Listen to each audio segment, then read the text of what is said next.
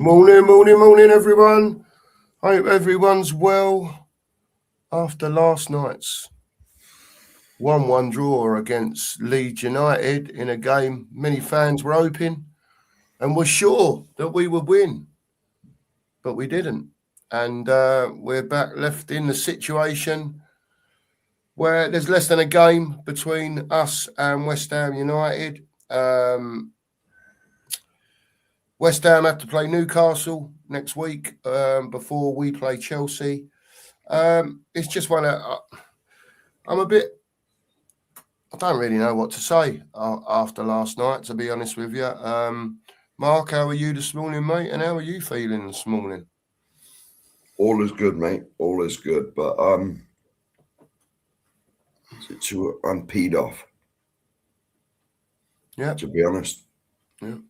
To be honest, mate, a game that, let's face it, we were pretty much in control of. I wouldn't say completely in control, but we looked comfortable. And then the second half, we just reverted to type. Yeah. Reverted to type. It was very disappointing. And I'm disappointed in myself that I got suckered into it. The performance against Villa drew me in and think, yeah, we're brilliant now. When I should have known we're not. We're not. I'm very disappointed in myself for getting swept away with the wave of emotions. You know, that we were suddenly back and we were going to challenge for the league. You know what I mean? It's, you know, because we can see we're not. We're rubbish, mate. Well, listen, we'll get into it. We'll have some people on this morning. I'm a bit dumbfounded. I don't know if it's the right word, Mark. I've got no idea. As good as Matisse's goal was, you know, to take the lead, and it was a peach, don't get me wrong. Fuck knows what he was doing in our area, mate, trying to overhead kick it away. Mark, I don't know what he was doing. I don't know what he was thinking about. To be honest, mate, you could have stuck his nut on it. Just run at it and stick your nut on it. Don't start doing all that. If you had it out for a throw on the other side, you know what I mean? Just get it. Just get rid of it. Yeah.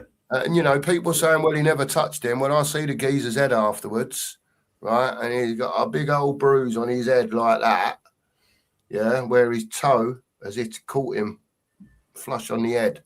Well, let's face it, mate, you can't flap your feet about like that high in the air, and not expect to give a penalty away. Right. But at the end of the day, Mark, what I've got to say is, as much as it was a stupid mistake by Matisse Tell, we had another, 103 minutes or whatever it was in the whole game, to, you know, score more goals. You know, we did create a few bits and pieces, to be fair, but Richarlison, mate, honestly, again, the touch of a brick. Do you know what I mean? I've never seen a ball bounce so far off a player's foot when he controls it. No, I've been saying this ever since the channel's been going, mate. Yeah, I know. He's got no touch. No. If he's Brazilian, then I am Mandarin. You know what I mean? He's not Brazilian. Definitely not. He was born in a plane over Bolivia and it landed in Brazil. That's what happened. Obviously, mate. Obviously. If he's Brazil's number 9, then I must be like Lineker or something, you know? There you go, mate. Yeah, I think a lot of the problem last night, Mark, was about quality. But we got none. There is no quality. Matisse Tell showed a little bit in the second half with his goal. Well, one flash, mate. And then, like I say, he does what he did, and you know. And the other thing I couldn't understand was Bentancur injured? Did he just go off like not quite ready? I'm not sure why he went off. Obviously I saw him go off, but I don't know. But we lost. Bergvall come on, Mark, and we lost all impetus. Yeah. Yeah. We lost all impetus in midfield, and again, it just shows the levels of these players. There's levels, yeah, mate. And none of them are a very high one. Well, in my opinion. Look, we'll get into it. We'll talk about it this morning. And we will. Look, listen, you've got two very disappointed hosts this morning, people. Unfortunately, whether Spurs are better than that or not, what you saw last night, probably not, people. Let's be brutally honest. We saw last week against Villa that, you know, we saw the pressing, we saw the hunting in packs, we saw a bit of pressing last night. They were trying. Do you know what I mean? But there's no That's quality. the only thing I'll say about the team is well, I watched most of the game when I'm like trying to read comments, but like I wasn't. The effort was there, mate. The effort was definitely there. It's just that we got no quality. The quality is non-existent in that team. Non-existent. The effort was definitely there. You got to give them their flowers for that, for the effort. But I'm more disappointed in myself, mate, for being suckered along with all the nonsense. Yeah, I get that, mate. I get that. Mate, ain't we also, you know what I mean? In some way, shape or form, because we're Tottenham fans, you know, don't get me wrong, a lot of people will sit there and say, oh, I've been saying for 6 months that, do you know what I mean? Whatever. I think the problem is there was more than just effort against Villa. They saw that they could see something. Do you know what I mean? And I don't know if it's got something to do with playing at home, Mark. I've got no idea. The record's shocking at home. It's a myth, mate. Away from home, we're third in the table. No, if you just did away games. Yeah. Home games, we're 19th. Yeah, so I don't know. Perhaps people have got some idea of why we can't win a game of football at home. I just don't know why. We can't. We was close against Brighton, got done at the end with a silly goal, and then last night, Tell scored, and I almost felt like we just reverted to type and just sat back behind the ball. We were sitting back, and mate. I don't know if it was me or not. I don't know. You know, we're all watching it, and we've all got different views of what happened. But I just felt like we scored, we got the goal, and then just, again, like I say, reverted to type. And we almost went back in our shell, didn't we? Yeah, and a large problem of it is because we haven't got the quality in the team. Yeah. You know, on a consistent basis. You get flashes like you saw from Tell last night, you know, but it's not a regular thing, is it? No. So, do you want to say a few hellos, Mark, and then we'll try and get a few people on, mate? Yeah, we will do. Right, it was bloody hell, Joey. He's taken Stu's spot. 4:52, mate. There we go. Joey's up this morning. Big up, Joey. Early start for him this morning. Yeah, up for work this morning, the night before. Left the ground last night, seeing people happy and laughing and joking. I'm effing fuming. We are going down. We don't win at Chelsea, and West Ham win now too. There you go. And maybe a lot of people have, the problem is, after you've had a result like that we had last night, people feel very downbeat and do you know what I mean? And it's, you know, you've got to try, and we tried to go into the stream last night being a bit not positive that the team were great, but positive that in one way, shape or form, whether it was like we said off someone's arse or whatever, you know, we nick a win. And it wasn't to be at the end of the day. And the most disappointing thing for me is that we were winning. You know, we were 1-0 up. Yeah. And then one bit of stupidness and we end up getting a draw. Them 2 points could be vital. Vital ain't the word, mate. Vital well, crucial. Whatever word you want to insert there. Yeah. Yeah, I agree, mate. Stu's in. Oh, he was late this morning. 7:35. Morning, Stu. Hope you're well, mate. Yeah, morning, I know you've gone out. I'll speak to you later, mate. Big up to you. Hang on. Right, here we go. Kate's in. Morning, It's hug Kate. time. It's hug time. Yeah, go to the next one down. It's even better. Oh, all right. We'll save it for that one. There you go. Morning, Kate. There you go. There's the virtual hug for Kate. Morning, Kate. Hope you're well. Weather in Sheffield, 7 degrees. Cold and miserable. Like being a Spurs fan. Missed opportunity last night, Mark. Yeah. Kate, look, we all sat here. We all watched it. And by the way, big up to everyone who was in here last night. I've got to say, you know, we're normally low on numbers for watch along. And I know a couple of the big boys weren't on last night, but well over 100 people in here for the majority of the stream last night. So very pleased. And thanks to everyone. Yeah. For being with us last night. We appreciate it. We really do. And the new ones that subscribed. A few new subs last night. We love all of you that come in here. Say that again. We love everyone that comes to watch us. Yeah, of course. Regulars, new people, who you support, it don't matter. Yeah. You all know the rules in the chat. Just be kind. Yeah, that's it. That's it. Logan's in this morning. Big up to you, Kate, by the way. Oh, I forgot to do the weather report. Sorry. Oh, crap, cloudy, overcast. I don't know how cold it is, but I've got the heating on. Put it that way. I can see some blue sky out of my window, mate, but there are clouds. Yeah, and Joey posted was it Joey? No, Pete posted a picture in the WhatsApp group this morning. It's blue sky down in Bournemouth way. Well, so down the road from me, mate. Yeah, proper down the road. Proper blue skies down there. But, it's not really weather, but about 9:10, there was a B1 that flew over. Very nice.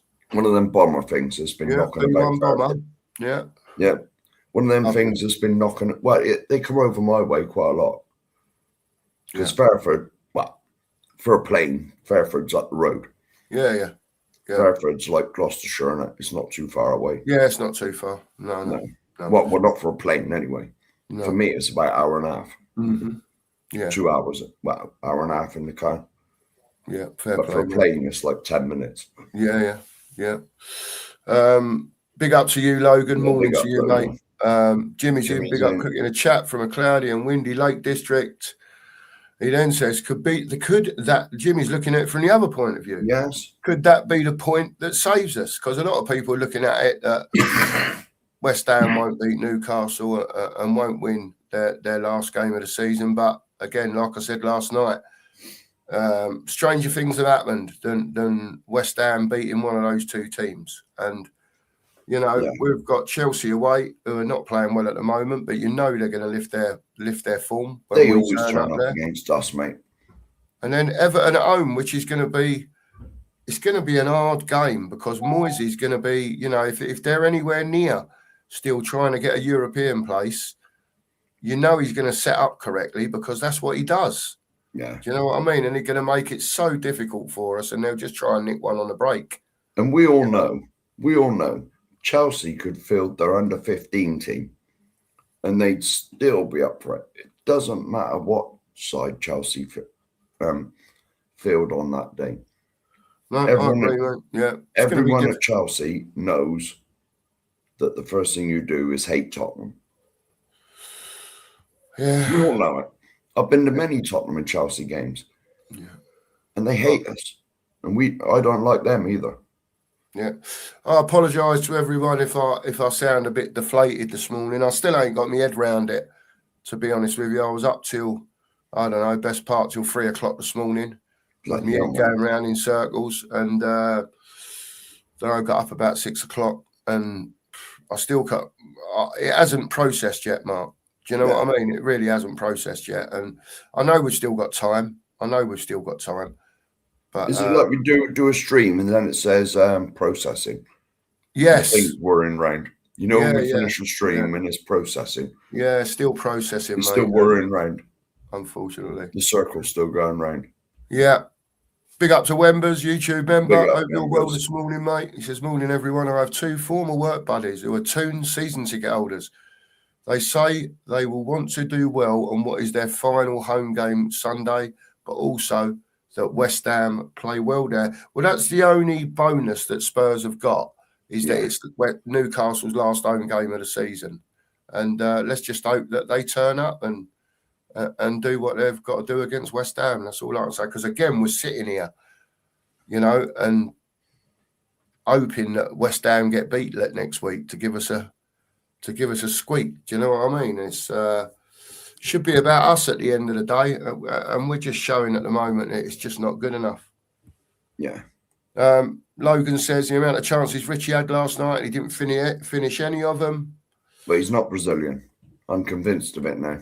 We'll get into that in a bit when some people come. I'm sure there's going to be some people jump on. Give us 5 minutes and we'll get the chat open. Ellie says, morning, Cook Master and Sherrod, if you're off work again, plus all the tubies in the chat. the day after, the night before, we had a moment of brilliance from Tell, then a moment of madness. Yeah. And you've hit the nail on the head, Ellie. The nail on the head. I just don't know what he was doing. I don't know what he was doing. Don't understand that. Because he had the brain fart moment, didn't he, earlier on when he got was it in the first half when he was caught right down the pitch and he hit that ball across the box? Yes, and he chipped it across our box. Yeah, and luckily Danzo just got his Swede on it, else the geezer had a diving header straight into the goal. Yeah, if it weren't for Danzo just flicking it away from him, he would have put it straight on that Leeds player's head for a chance on goal. I'm not saying he would have scored because Kinski was excellent. Yeah, it was nearly his best cross of the night, Mark Tell. Actually. It was his only cross, wasn't it? And that was in the Danzo wrong box. got his Swede on that, mate. That would have been perfect for the Leeds player. Well, there you go. There you go. Rodney's in. Big up, Rodders. Big up. We are going down to the championship, he says. Rodders, we'll see, mate. We'll see. We'll see.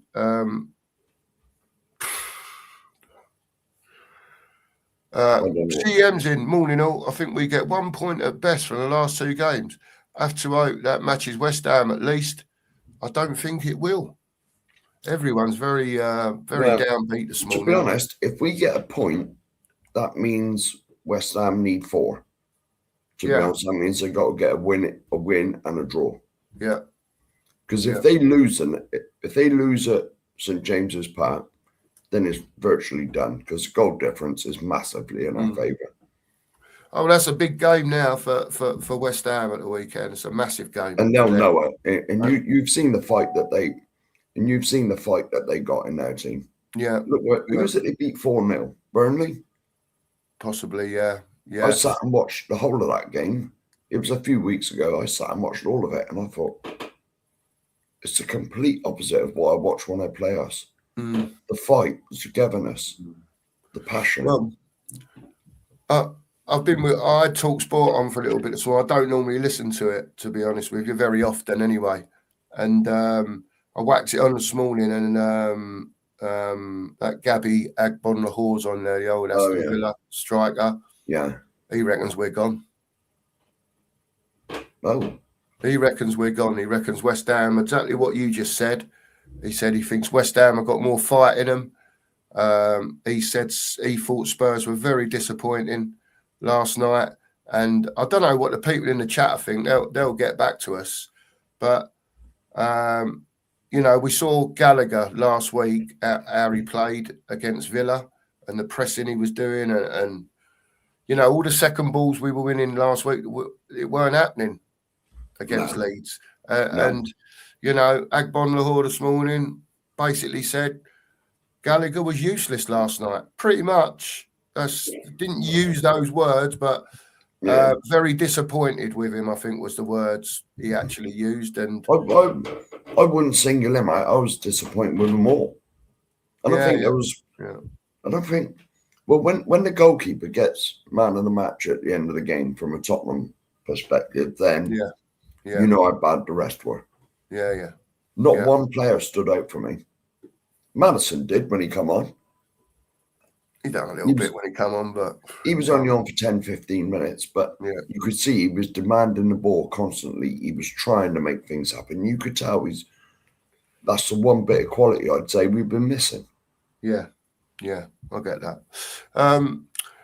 Keep it smashing that like button, people. Let's get that like train going this morning. I think on the watch along last night, we nearly got to 100 likes, to be fair. So that was really good last night. That was very impressive. The numbers in For a watch along, I was astonished because on our StreamYard thing, we can see how many people's watching. Yeah, of course. Like me and Cookie can. Yeah. And it was incredible. There was 3 figures up. I was like, is that wrong? I thought I had the wrong glasses on. No, it was definitely right. Yeah, I know it was. Big up to everyone, like I say, who was in last night. And even if you weren't in, big up to you anyway. What I will say is there's 100 of you in here this morning with 32 likes. Hit that like button, please. Get us up to 50. Sharpish. And if you haven't subbed, please do. Let's whiz for a few more of these people that are in the chat, Mark, and we'll get some people on. I see Anthony's in the next one. Are you pressing it or what? Yeah, Anthony's in. Morning to Anthony. Big up to you, mate. Mario's in. Big up to you, Mario. Hope you're well, mate. Beyond 72's in. Yeah, Beyond. Thank God we have a solid. Thank God we have a solid record. Goodness gracious. That's the funniest comment of the morning so far. Morning to Finn. Hope you're well. Why do Spurs always seem to be the cause of their own downfall? Yeah. Finn, we'll get into it. Mate. Big up to Bella. Morning to you, Bella. Morning, hope you're well this morning. Drewla's in. Big up to Drewla. Hope you're well this morning. And as usual, Claire's in this morning. Big up to Claire. Morning to you, Claire. Hope you're well. Tony's in from Hammers Football TV. I've got no doubt we'll be on with Tony again this week. He's probably go on. He may be a little bit more happy now. Well, it's listen, we'll get in touch with Tony and we'll have part 3 this week and see how it goes. He says, good morning, Cookie and Sheriff. Back in the mixer for both. It's a battle to the end. I think you're spot on, Tone, and you said that, to be fair. On the first show, I think you thought it would go right to the end. So there you go. We are Spurs TV. Big up to you. Hope you're well, mate, this morning. Kev's in. Morning to you, Kev, YouTube member. Hope you're well, Kev. Morning to you. Adam's in. Morning to you. Buddy. He says, I can see Wet Spam winning their next 2. Well, let's hope not. Let's see. Bourbon Buzzard's in. Morning to you. He says, Tell plays for himself. He has overinflated opinion of his own abilities. If all the attackers were fit, he'd be the last one to come on. Again, listening to Talk Sport this morning, and whether you rate his opinion or not, I don't know. Agbon Lahore saying Tell was the only one that did anything up front. He was taking defenders on, apparently. When was this? I was moaning about that all last night, to be fair. That he didn't take one person on, did he? I don't know if he was watching a different game. Don't get me wrong, the goal he scored was great. And he gave the intention a lot of the time, like he does, that he's going to knock it past and go. But he ain't got a left foot. And he's not confident on it. And that's why he keeps coming back again all the time, or most of the time. I didn't see him beat one person. Right. It is not down the line. We didn't. We saw him cut in a couple of times and go between players, but not down the line. But there we go. Different opinions for everyone. Flicks is in this morning. He says we were unlucky, really. At the same time, Tell was a complete disaster in the box. 2 points dropped. We have to beat Chelsea and hope Newcastle do a job. Big up to Rowley, Biker Yid. Hope you're well, mate. Listen, mate, you do what you got to do. If you get a chance, catch up later, mate. It's as simple as that. Big up to you, Rowley. Sorry if I'm missing any comments out. Just saying hello to people. Wayne's in. Morning, folks. Hope everyone's well. Big up, Wayne. Big up to you, mate. Rod's in. Big up to you. Have you said hello to CEM? Sorry, I thought I said hello to CEM earlier. Sorry. CEM, morning to you. It was a brain fart from Tell, trying to go for distance. Poor judgment. Something we've seen a lot. The forward line lacks so much. Rudolph. Where's Rudolph? Yeah, Rudolph, sorry. Big up to you, Rudolph. Morning, Marks. Spurs have continually made basic errors all season, and saying that Maddison earned the penalty is delusional. I wanted a penalty, but it was not. If we continue to make basic errors, we are done. I'm sure we'll get onto the penalty. I must have seen that. I'll just bring this one up from Joey because I know he's not in the. I don't know if he's in this one. Would you rather have our last 2 games or West Ham's last 2 games? When you've answered that, then you'll work out that we are going down. West Ham have got Newcastle away, let's face it, we never do well at St James's Park anyway. I remember being gubbed up there 5 and 6. They got Palace as well, haven't they? No, West Ham are home to Leeds. Oh, Leeds, sorry. Last game. Leeds, last game. Will they have a little conflab between them? Who knows, mate? You know what I mean? Who knows, Sheriff? Rob Belcher's in. A point is better than no point, Rob says. Yeah, big up to you. It could be, Rob. It could be. Yeah. Sammy says he's going to the last game. Ricky Osvaldo's in. Big up to you, Ricky. Big up, mate. Relegation will help reset and get rid of the board and most of these players like Richie and Tell. Yeah, I get you. Don't think Tell will be going anywhere, Ricky. To be honest with you, I don't think they'll sell him, mate. I'll be surprised. I'll be surprised, but we'll see. We'll see. Who else is in? Daryl's in. Yeah, got Daryl there. Morning to you, Daryl. Hope you're well. If this goes to the last game, how I see it, Leeds be playing a very weak Leeds team as they're on the beach. Spurs at home, we never win. Down to who gets points in the next game. So we got Chelsea. So we've got Chelsea and they've got Newcastle, both away, I believe. Yeah. Yes.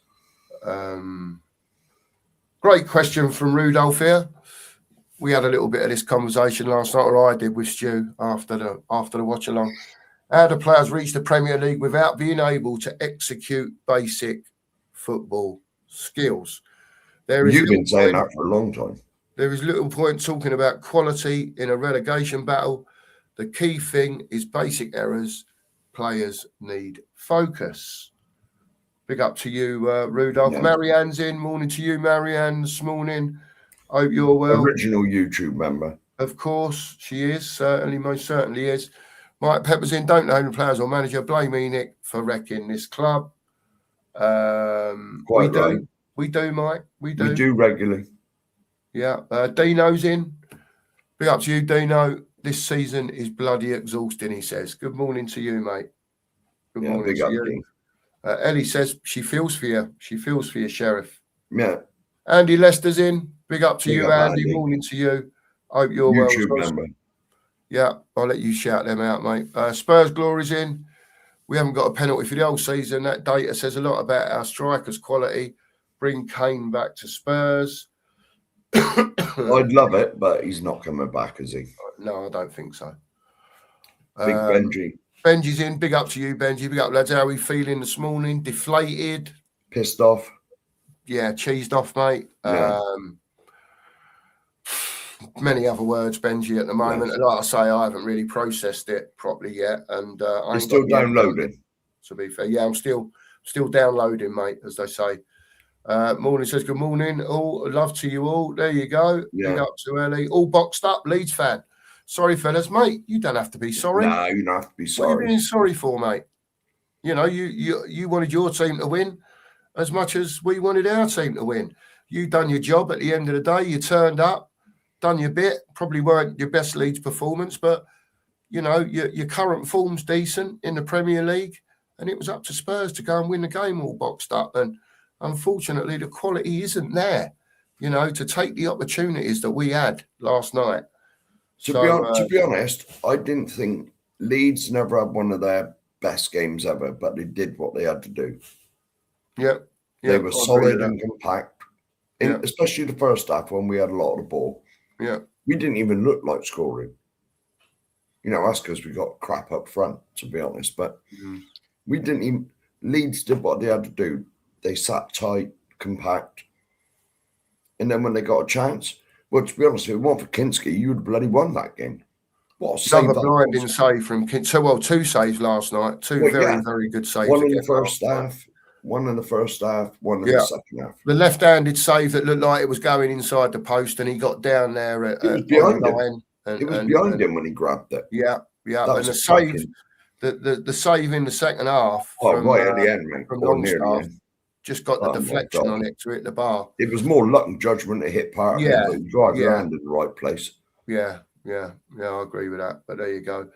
Dexter's in. He says, you two are nice guys, but your club and certain sections of your fan base don't deserve Premier League football. We can agree with that. I think so, mate. A question from Ellie quickly. Do you feel West Ham have got more quality up top, in particular, to save them? Well, me personally, Ellie, all I can say to that is there a team out there that ain't got better quality up top than Tottenham? Because we are dire. Absolutely dire. At least West Ham have got Jared Bowen. Yeah. Yeah. He's straight away. He's better than anything we've got. Yeah. You know? So, yeah, Ellie. Whoever we play's got a better strike force than us. Oh, Christ, Jan. Well, we look at what we got. Mawani gets on my nerves because all he does is try stupid flicks and tricks instead of keeping it simple. Richie's got the touch of an elephant. Yeah. Right? Whenever he gets a ball, it just bounces off him. Yeah.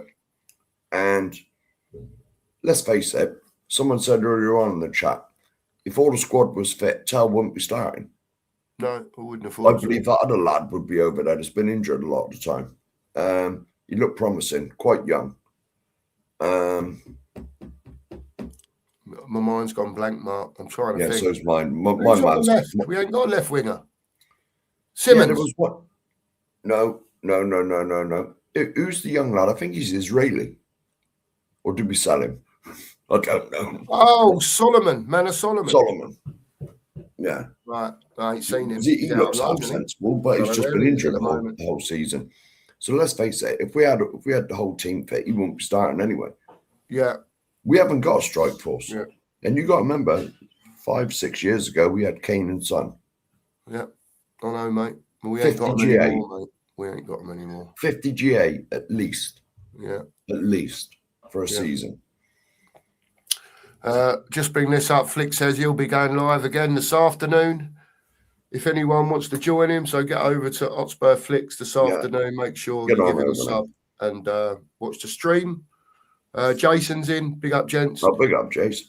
Don't like the way this is all ending this season. We had 2 weeks of positivity, and now it's just falling flat again. Yeah. Yeah. And we all got suckered into it. We all got sucked. Well, I did. I'm not speaking for everybody else, but yeah. Bill's in. He said he went last night. Hopefully we scrape through this season and get rid of Colo. Awful player. Big up to Eddie. Big up to Eddie. Afternoon from Dubai Spurs. Big up to you, Eddie. Hit that sub button. Me old China. We're on every morning. Yeah, anyone who hasn't, 110 of you in here this morning. Hit that sub button if you haven't, and hit that like button. We would really appreciate it. We're really trying to get out there on a different algorithm and find new people to come and join in. And then again, if any of you have got socials, we don't do them as such. If you've got X, if you've got TikTok, if you've got Instagram, please share the stream with your friends and try and get some more people in here. But we're doing all right. We're doing really well. We're creeping along, mate. And we've had a bit of a burst of subs lately. Yeah, we have. So big up to you, Bill. Big up to Eddie for all the way from Dubai. Simo's in. He says that felt so flat afterwards. I still think the foul on Madders was a penalty. Gets a bit of the ball, but more of the player. We'll come back to that in a bit, Simo, when we get some people on. Yes. I've seen it about 20 times, that replay, and I can't even see where the touch on the ball is. But I am a bit blind.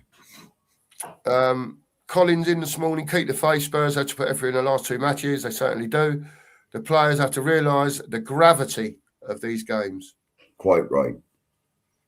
I can agree more. Alfie's in. Big up to you, Alfie. Big up, Alfie. Big up to you, mate. Samaritane's in. Samaritane. Big up to you. West Ham get 4 points and we get 3. So we stay up. That must be beating Everton, because we never beat Chelsea. Well, this is a bit of dedication for you. Big up, Jose. Morning to you, fella. Hope you're well. Morning, lads. Got back home at 2:30 a.m. Big up, Jose. He must have gone to the game then. Yeah. A point and we move on. We have to move on, mate. We've got no choice, Jose. Listen, I just feel deflated this morning. Yeah, Absolutely. It's like I'm a balloon and I've been let down slowly. I think a big pickup could be if West Ham don't get a win. Yeah, and then we go to Chelsea. Do you know what I mean? And don't get me wrong, I know our record at Chelsea's awful, right? And we very rarely get anything from there, right? But does anyone remember when Spurs bottled the Battle of the Bridge? Yeah, 2-2. Yes. You remember? Well, I'll take that result again. Yeah. What, 2-2? Next Thursday, 1-1, 2-2, 0-0. Battle of the Bridge was get another point, because that extra point then gives you that extra point with a goal difference. Does that make sense? But that turns into 2 points, doesn't it? Yeah. Because the goal difference is another point. Of course. Yeah, with Battle of the Bridge, we were 2-0 up, weren't we? Yeah, Harry we Kane were and 2-0 someone up, put us mate. 2-0 up. We were 2-0 up. And then it was bloody Hazard, or Hazard scored one of them, I think.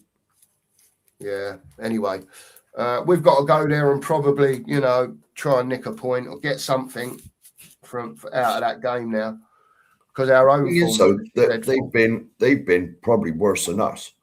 Yeah. But they looked all right against Liverpool, because I watched some of that game. They were away at Anfield, weren't they, the weekend? Yeah. Yeah. And they did look sort of, well, they didn't look as bad as they have been. Because they'd lost 6 or 7 in a row, haven't they? Yeah, they have. They have. Morning to Jane. Big up to you, Jane, this morning. I hope you're well this morning. Big up, Jane. Big up to Joe. I hope you're well this morning. Big up. I didn't mind the game even at 2 a.m. If Richie had put his shot on goal in the net at 2-0 up, Leeds might have folded. Mm-hmm. Maybe. Alfie says Lancashire is no worse than Richie. I don't really see him. He's out on loan somewhere, isn't he? Yeah. I'll tell you what I did see, because I did watch it, or some of it Sunday, was Rangers Celtic, or Celtic Rangers were Celtic Rangers. Yeah, yeah. And I was keeping an eye on Mikey Moore. He looks half sensible now, if you can judge it from the SPL. But he was doing some bits, mate. Good, excellent. That's good for him. Really good. We'll see how he gets on in the close season. To be honest, he looked better than anything else we got up front. Yeah, well, it's not hard to, Mark, is it? It's not hard to. Big up, Kev. Kev's in this morning. Big up, hope you're well, Kev. Ellie says Agbonlahor hates us. I'm not keen on him to be, not because he don't particularly like us. I just not keen on him, Ellie, to be honest with you.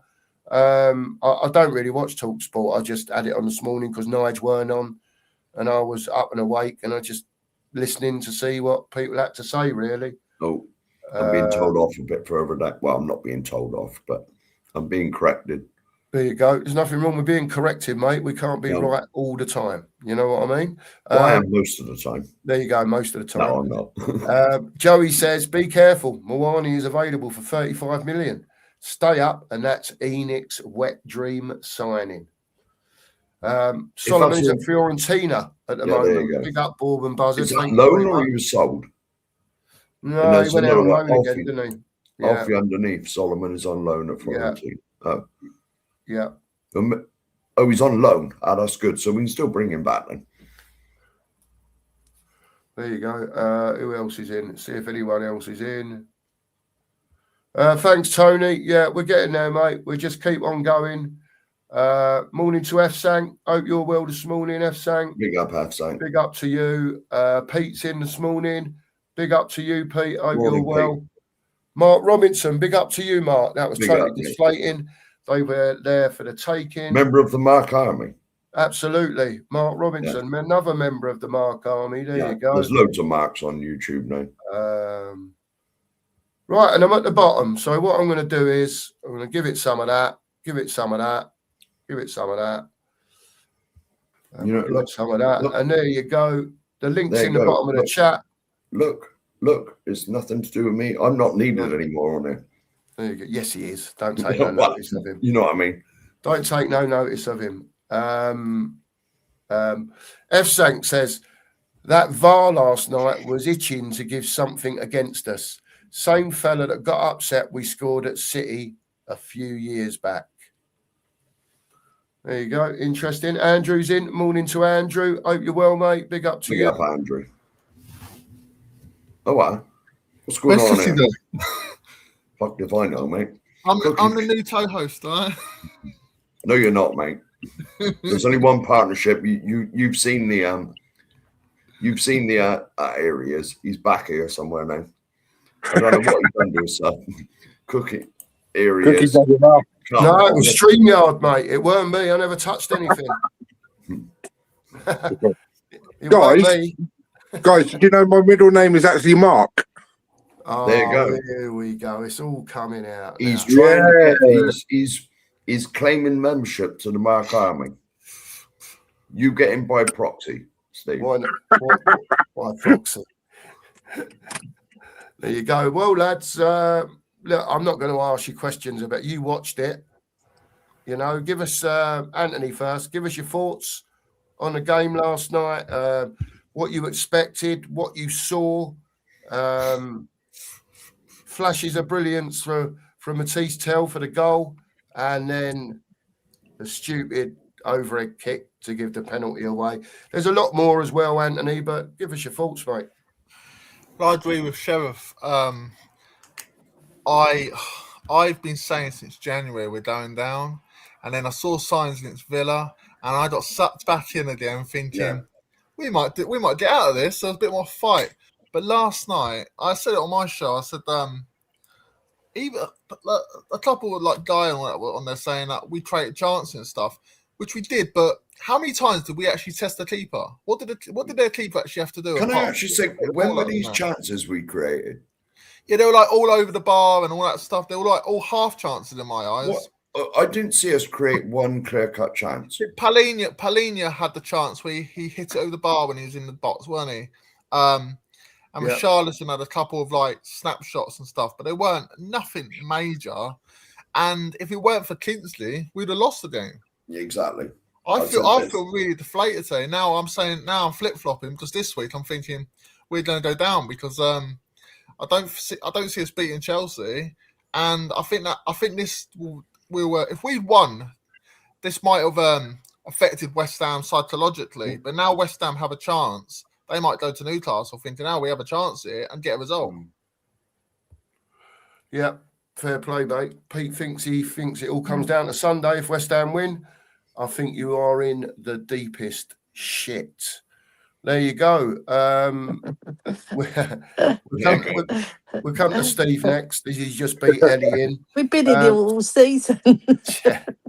Steve, there's levels to it, though, isn't there? There's levels of being in the crap. This is the squeaky bum shit. It's either kneecaps or up to your eyeballs. Yeah, one or the other. Yeah. Steve, where are you at with it, mate? Go on, mate. First of all, good morning to all of you. By the way, I love your banner going across the bottom of the screen. That's a great slogan, that is. There you go. Happy days. Well, anyway, I'm not saying you come up with that, but it wasn't me.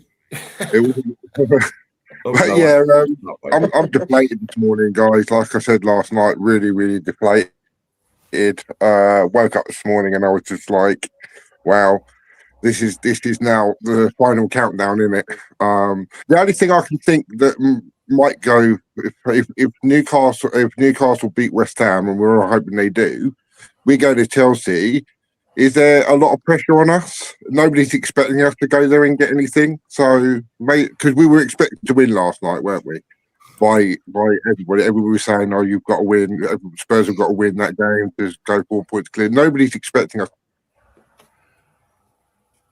Oh, where's Steve gone? He's gone. He's cut out. He's cut out. Steve, log out, log back in if you can hear us.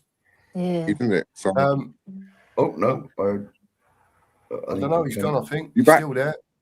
Yeah, I can hear you, Steve. Go on. Yeah. So I'm saying we've got draws there before, haven't we? So yeah, it's true. Kinski, I thought last night was very, very good. It goes to show how bad the rest of the team were when the keeper gets man on the match. Well, that normally tells you the rest of the team were pants. Oh, Sheriff, you were saying earlier when I just can't believe Richarlison is Brazilian. He's not. I'm He's convinced. Brazilian. He's Brazilian in the worst ever Brazilian side, isn't it? That says it all. Well, I that just know. goes to show how far. When I was growing up, like back in the late 70s, early 80s, look at the Brazilians. They had Yeah. Zico and Socrates and people like this. Now they got Richarlison. Yeah, but So True, though, isn't it? The- you know, Richarlison has a tattoo of himself on his body. Apparently, He the what? proper, apparently Richarlison has a tattoo of his face or something on his body or something. yeah, I know he Yeah, does. Yeah. He and who else is it there? Was it Ronaldo? The real was it Ronaldo or Ronaldinho? Yeah, they had a Ronaldo. They had Yeah, a Ronaldo. Ronaldinho. R9. R9. he should Yeah, he Yeah. should erase that one and put a pigeon. honestly, right. When we was watching the game last night and Pedro Porro put that ball through, yeah, for the first chance I that he had, know. do you remember? Oh, The yeah. touch Oh my was God. awful, Lead weight. awful. Here he is. And Super Tone's in. Oh, well, he Go was. on, I Mark, you added bring him. him in. You bring him in, Mark. Oh, There you go. Tone's in this morning as well. Hope you're well, Tony. Yeah, morning, mate. Well, Morning, guys. Where are you this morning? Hey. Hey, he's probably at Where are you work. this morning? You're at work, Tone. Sunnydale, Essex. It's fucking superb weather at the moment. There you go. Yeah. well, Nice it's lucky brightening you, up there, mate. mate. The clouds Not have great up lifted here. a little bit. My daughters Um, live in Essex, Tony, in Chelmsford. Two of Not my far from there. daughters. Yeah. Not There you far go. from there, Ellie. Tone, Oh, can you just give us 2 minutes? I just want to get Ellie's thoughts on the game, and then we'll come over to you, mate. Ellie, take it away. Thoughts Yeah. on the game, and First of all, Go on. yeah. Yeah, first of all, good morning to everybody and all in the chat on the panel. Lovely to see you all. Yeah, it was a strange one, wasn't it, yesterday? Because it just showed all our frailties up front. We've been Yeah. weak all season, and that might be our downfall, guys. Because Richarlison's touch, as you said, Cookie, yeah, lead weight. If he had half of what Berbatov had on that touch, you know what I mean? It's like you don't expect much from him, right? But we didn't really create clear cut chances. I agree with Anthony there. It's only Paulina's one what was really like clear cut where he could have put it in. Other ones were powder puff shots and just missed efforts where we scuffed the ball. The forward play was pretty poor for me. hmm And once he took off Bentincore, like you said, Cookie, earlier, we lost all momentum. We lost impetus. We lost experience. The unity wasn't there, and Leeds just took hold of the game hmm and took over. And we were fighting for our lives then. And luckily, Kinski pulled off a world-class save near the end from Longstaff. And then he had another chance, Longstaff, where we weren't even marking him. Right? Yeah. And that's been our frailty as well, defence. It's not just attack. yeah, Yeah. And then we get that bozo moment by if you don't laugh, you bloody you cry, don't you? Because what was he thinking? It's a moment of madness. Ellie, he even Right. had a look. That's Yeah, he what had I a don't look, they get. showed it, yeah. If you watch it, you see him look over his shoulder. Yeah, Yeah, they showed it. Put your Swede on it and get rid of it. I don't know Soon what as he's he- even thinking I about doing. know. As soon as he It's lined up for that, I inexperience, knew isn't it's it? penalty. What was he doing there in the first bloody place? He should have been a defender there, not Tell. Well, Yeah, because it was in the box. yeah, Yeah, it wasn't out the box. And then he did that other bozo moment. He had Yeah. he had one moment of brilliance without no backlift. He glides the ball into the net, and we all thinking, yeah, this is it. And then we know our attack is pants. They're rubbish, right? And that joke you made about Richarlison, I don't know if you saw my comment. I said the plane flew over Bolivia and it Yeah. should have parked itself in Bolivia. yeah, definitely, Honestly. definitely. Oh my God. He's cost us so many points, Richarlison. Right? He might have won us some points, but he's cost us more. Right? And I'm so disappointed, like Anthony, but I still think we've got a chance because, Newcastle, like you guys said, it's their last game of the season. Their fans will want them to win as well. They won't want to throw the game.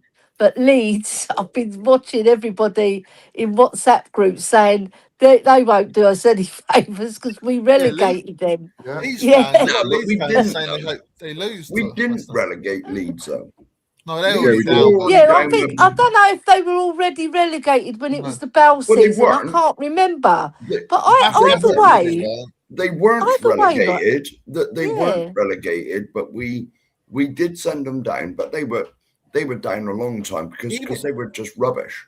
Even and if then they beat- win were. all their games. Sheriff, even if they beat us Yeah. that day, results went against them anyway. So Yeah. they were still Yeah, gone down. Yeah. true. Right, but Yeah. the thing is, psychologically, West Ham have got a booster, haven't they? Because they're going up to the 2 now, cock a hoop. If they get a result, they go 1 point ahead of us, and then they're in the driving seat because we know what's going to happen at Chelsea. We do. If we put our hand on their hearts, we know we're going to lose that match. So the last game, right, is going to be the penultimate game versus Chelsea is going to be the decider for us because I think we don't get anything there, we're gone. Yeah. Yeah.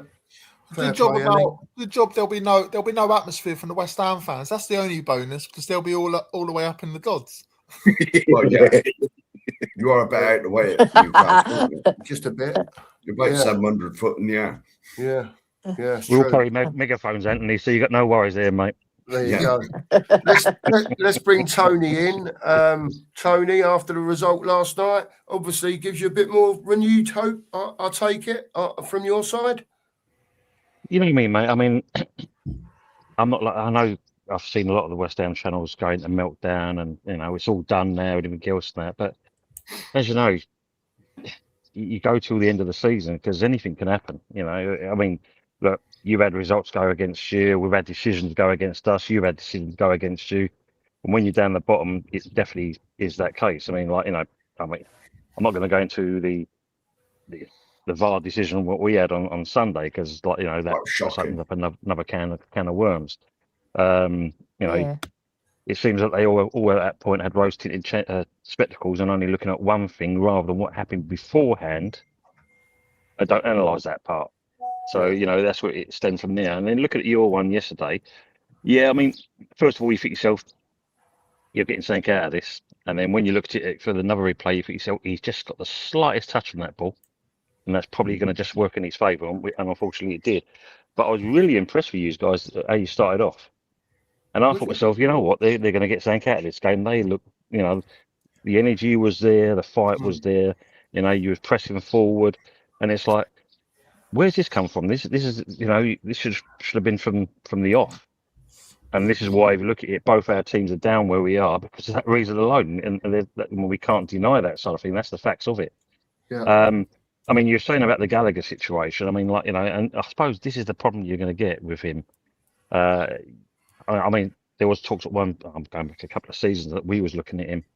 But then when you look at his form, it's like, you know, fires one game, goes off the ball for a couple of games, comes back into a game. And that's his kind of his remit. Tell, well, I mean, you guys have said it, the people in the chat have said it. One moment of brilliance and then one moment of madness. And it's them things that unfortunately cost you in games. But as I said, Mark, Bookie, Sheriff, it's the fact that this is going to go down to the wire. I think it really will do. And unfortunately for people like Sky and that, it's just a case of like we're looking for subs, so are they. And of course, it comes out with James. Like I said, James will do because he's more passionate than I am. I'm more reserved than what he is. I'm miles more reserved. Unfortunately, that's my family crest is a plank of wood. But when you look at it like everything else, it's the fact that we've definitely kind of got to put the fight in. Newcastle, yeah, we've been in there before. I mean, we beat them 2-0 up at their gaff when Lopetegui's father passed away. We got a result out of that. Newcastle, I don't know what's going on with them because, you know, it's one of those, they're either going to turn up or they're not. And if they turn up, then it's going to be a hard game. The Leeds game, you know the comments are going to be out there. Are they going to throw the game away just to kind of, put one team down, or are they going to turn up? It's that close. And you guys, I mean, look, if you put in the same fight what you do, then it can go anywhere. So for me, it's very undecided. But I can understand your thing. Fun enough, I had a couple of, when I was working yesterday, I had a couple of the Spurs guys, and very nice, poignant grin on their face, because obviously what happened on the weekend. So they were very, very confident that they were going to get a result out of last night. Be very interesting when I bump them into this evening and see if they've got that same little cheesy grin on their face, because I don't think they will have. I was confident as well, mate. I was confident we'll beat Leeds. That's what Spurs have done to me. They sutted me and they pulled me in after the Villa game. I thought we'll beat Leeds, and look what happened. I think they'll be wearing disguises. I'm more disappointed that I got suckered into it all again. I got drawn into Sheriff, it's the hope that kills you, isn't it? As they say, it's the hope that kills you. And I fall for it every time. We see one bit of positivity from the Aston Villa game, and I just get suckered into it. Happens all the time. The one thing I will say on that, and take this as a positive, when you look at the two managers, it's too little too late, but at the same point, getting into Zerbi now will be the defining moment for you. So when you look at that, I think, regardless if you stay up or you go down, and, he's with you anyway, I think by the sounds of it, regardless of what happens. If you do go down, say, for instance, then as long as they back him, then I think you will be coming straight back up. Because he's started to install something. You can see that yourself. They won't back him. I will say this, though. I will say this. Like the Sheriff said, don't get too suckered into it and that, because we thought exactly the same with Graham Potter, and look where it's ended up for us. Yeah. Please remember, though, when you said if they back him, we do have Enoch. Of course. So the chances that's where our similarities lie, Sheriff, between both clubs. Yes. We have both two ownerships that kind of say, yes, we're going to do this and the other, and they go and then they the complete opposite. Yes. Well, we have two hopes, Bob Hope and No Hope. Tony, can I ask you a question regarding the penalty thing with Maddison? Yes, all right, he gets a slight touch on the ball and stuff like that. But do you think that, like, when that situation happened, do you think what happened on Sunday would have influenced what VAR did last night? Because obviously that was the first game since that incident happened.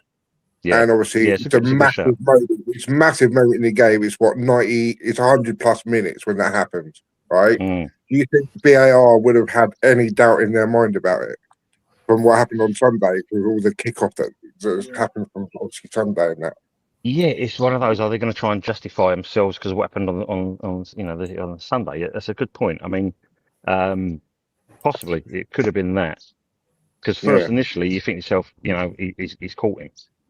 Yeah, it's only when you look at it from two different angles you can see that ball just gets the slightest of touch with the outside of his foot, and it was enough to kind of make them decide. Wow. And then put it this way, the difference being there, at least the referee went over, he had a look at himself, and considering you had two pair of eyes look at, or should I say four, two blokes at Stockley Park looking at a screen, and they still couldn't make a decision and threw it back to the referee.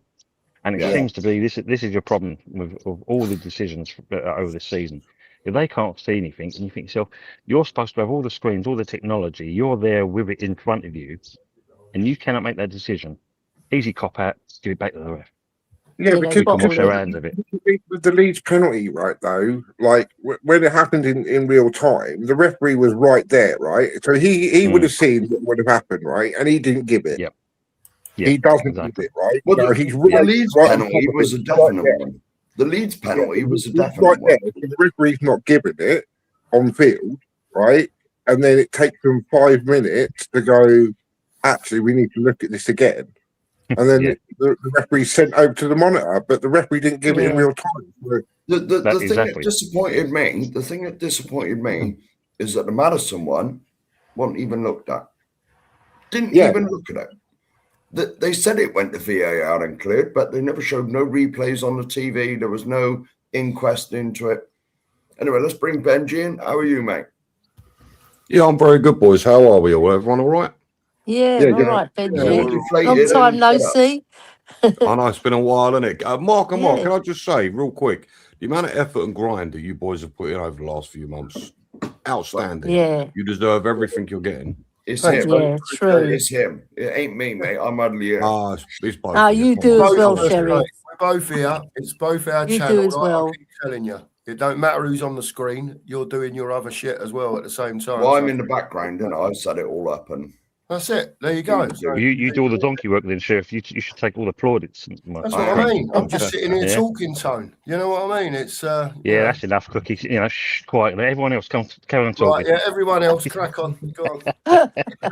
Benji, tell us about how you feel this morning after last night. Was it what you was expecting, or did you expect Spurs to nick a win last night?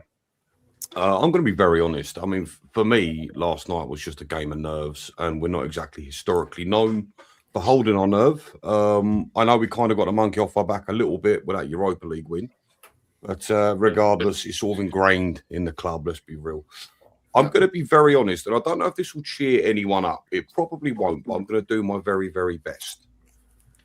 Go on, Ben. I'll start. It's not going to start well. Just bear with me, right? So with Leeds, I actually expected them to beat us. If I'm honest, as well as Spurs have been playing, I feel like Leeds were a step too far. I feel like they're a team in form and they've got that dog in them. They've got that fight in them. So I wasn't sure how we'd handle it. But the fact that we got a draw is a positive thing. I want to ask you boys a question. Yeah. 5 weeks ago, is that a draw? no. No, never. It's not, is it? No, It would probably have got pounded. So Yeah, if you're going to take anything away from the game, at least there is a positive to it. Am I disappointed? You know, did I finish watching the game thinking we got lucky there, or did I sort of sit there and think we probably could have won that? I'm going to be honest, it would be the latter. It just comes down to a lack of quality and a lack of options up front. I'm going to be very honest, right? With Matthews Tell, I understand the mistake he made, but overall, I'm very surprised the amount of stick he's getting compared to his compatriot the other side. I Yeah. thought Mawani was absolutely shocking. I I'm know. not sure on this, so don't quote me, but I'm sure Mawani lost the ball 11 times. Probably I can't more. remember anything positive he did. I think they're both as bad as each other. No, I think Tell's better. Yeah, I'm going to agree with Els here. I think Tell was better. He showed Yeah. something at least. Look, But it Again- doesn't have to do much to be better. 100%. I mean, look, players like Tell. I mean, look, coming from what Tell was, I mean, he's you know he has improved. But again, people would say it's not hard, is it? Players like Tell, Gray, and Bergvall, they need to be shipped out on loan to a championship Yeah. club and play 48 games in that season. And like like Sheriff said earlier, Mikey Moore is looking a much better prospect now. I only watched and- the Celtic Rangers game. No, I fair watched play. that Look, listen, Sunday, and Mikey he Moore, looked good. well, Sheriff. He's done pretty well, albeit in the Scottish League. But regardless, I feel like players like Tell, players like Bergvall, players like Mikey and Gray, there's something to them. They're not as bad as we all first supposed. And believe me, I'm one of those people that turned around and said, "Yeah, dog shit, get them out." But look, some of them have proved me wrong a little bit, and I feel like if they can get some regular first team football at maybe a slightly lesser level, I feel like they could improve massively, and they could maybe benefit the Spurs first 11, maybe season after next. So, but as for the game yesterday, I'm disappointed, but it's not all negative. Yeah. The thing I I was agree fed up that, about, the thing I was fed up about when we were getting all these kids is that we were relying on them. Instead of having ready-made professionals that had been there and done it to come in, experience, we got to wait for these players to develop. Now, with Mikey Moore, 'cause I know he won Young Player of the Year in the SPL. Now, if Tottenham believe he is truly ready, bring him back and give him a bloody chance. If he's no good, flog him. You know what I mean? That he's got to be given that chance. But I'll tell you If he something, though, truly is Sheriff. ready now. 100%. I'll tell you something, though. Show me another top 6 club that goes out, buys umpteen amounts of teenagers and expects them to win us games. Show me one other club. Well, that they does don't. that. Seriously, they They don't. don't. We've handled them all terribly. We're not a top six Also- club anymore, unfortunately, though, are we? Well, yeah, I agree. I didn't agree Yeah. when they said that the fucking first time. Yeah, but also Mikey Moore's only 18, right? So Yeah. he's got 3 more years of development. We don't really want to bring him back to the first team at that age. Well, I think like Benji says, put him in the championship. But do you know what I was thinking when you said that, Benji? We're probably going to be a championship team. They'll be playing with us. It'll be Yeah, fine. Yeah. But the thing is, right? If we're going to send him out, we've done this with players before. We've sent them out to a championship club and they haven't got a game. They got to send them Because out they're to a not good club where they're enough. going to get There's got to minutes. be assurances. 100%. Yeah. Yeah, because the managers... Where we say to that club, right, if he gets X amount of starts, we'll give you, or knocks them off the loan fee or whatever, you know, just give him an incentive to play them. Because who was it went to Plymouth when they were a championship side and he never played? Yeah, Scarlett. There was a couple of them. Dane Scarlett, yeah. They had a change of manager as well, and they didn't get a look in. Plymouth had the England manager, didn't they? Had something to do with the under-21s in England. Do you know what? Dane Scarlett's not even starting for Hibs. Now, there must be something wrong there with the player, because they look at him in training, don't they? And then they make an assessment. They're not stupid people. They've been in football most of their lives, all these coaches and managers, and they're looking at Dane Scarlett playing for Hibs, and he's not even getting in the first team. That is so poignant, because Plymouth, he doesn't get hardly a game. Then he goes to Hibs, which is Scotland, God bless them. Their league is not as good as ours, right? And he's still not getting a game. Benji, can I ask you a question? Yeah, Can I ask you a question, Benji? Yeah, am I right in thinking that Gray started the first game under De Zerbi at Sunderland? Is that right? Oh my Yes, God, I've got a terrible Gray and memory of these Bergvall. things. Yeah. I think so. Right, so it's De Zerbi's obviously come out and said in his presser that there's a player in Gray. He's one for the future. He could be future captain, right? But the thing you've got to do, the thing you've got to applaud De Zerbi on is the fact that he's seen he's not ready yet to be relied on so much, and he's left him on the bench for the last 4 games. Do you know what I mean? So he's taking him out of the I love that you said that, and I'll tell you something, right? I'm not going to lie to you. I'm kind of starting to fall in love with De Zerbi already. I know it's shocking. I'm a Tottenham manager whore. I want to say this much, right? I love the fact that on the subject of Gray, that he turned around in a press conference and said, as you've just said, you know, he's one for the future. He could be a Spurs captain. Now, listen, we've heard this a million times. Mourinho said that Skip and Scarlett were the future of Tottenham. You know, we've heard all this nonsense before. But what I did love that De Zerbi came out and said is Gray needs to focus on one position. Now, you've got to think, right? Gray came in. He started playing for Spurs at a very, very young age. This poor boy has been pulled from pillar to post. He's played in, I think he's played every damn position except for goalkeeper, if I'm honest with you. Something across the back 4, definitely. It's crazy, right? But I love the fact that straight away he's identified, okay, there is a player in Gray, but he needs to understand one position.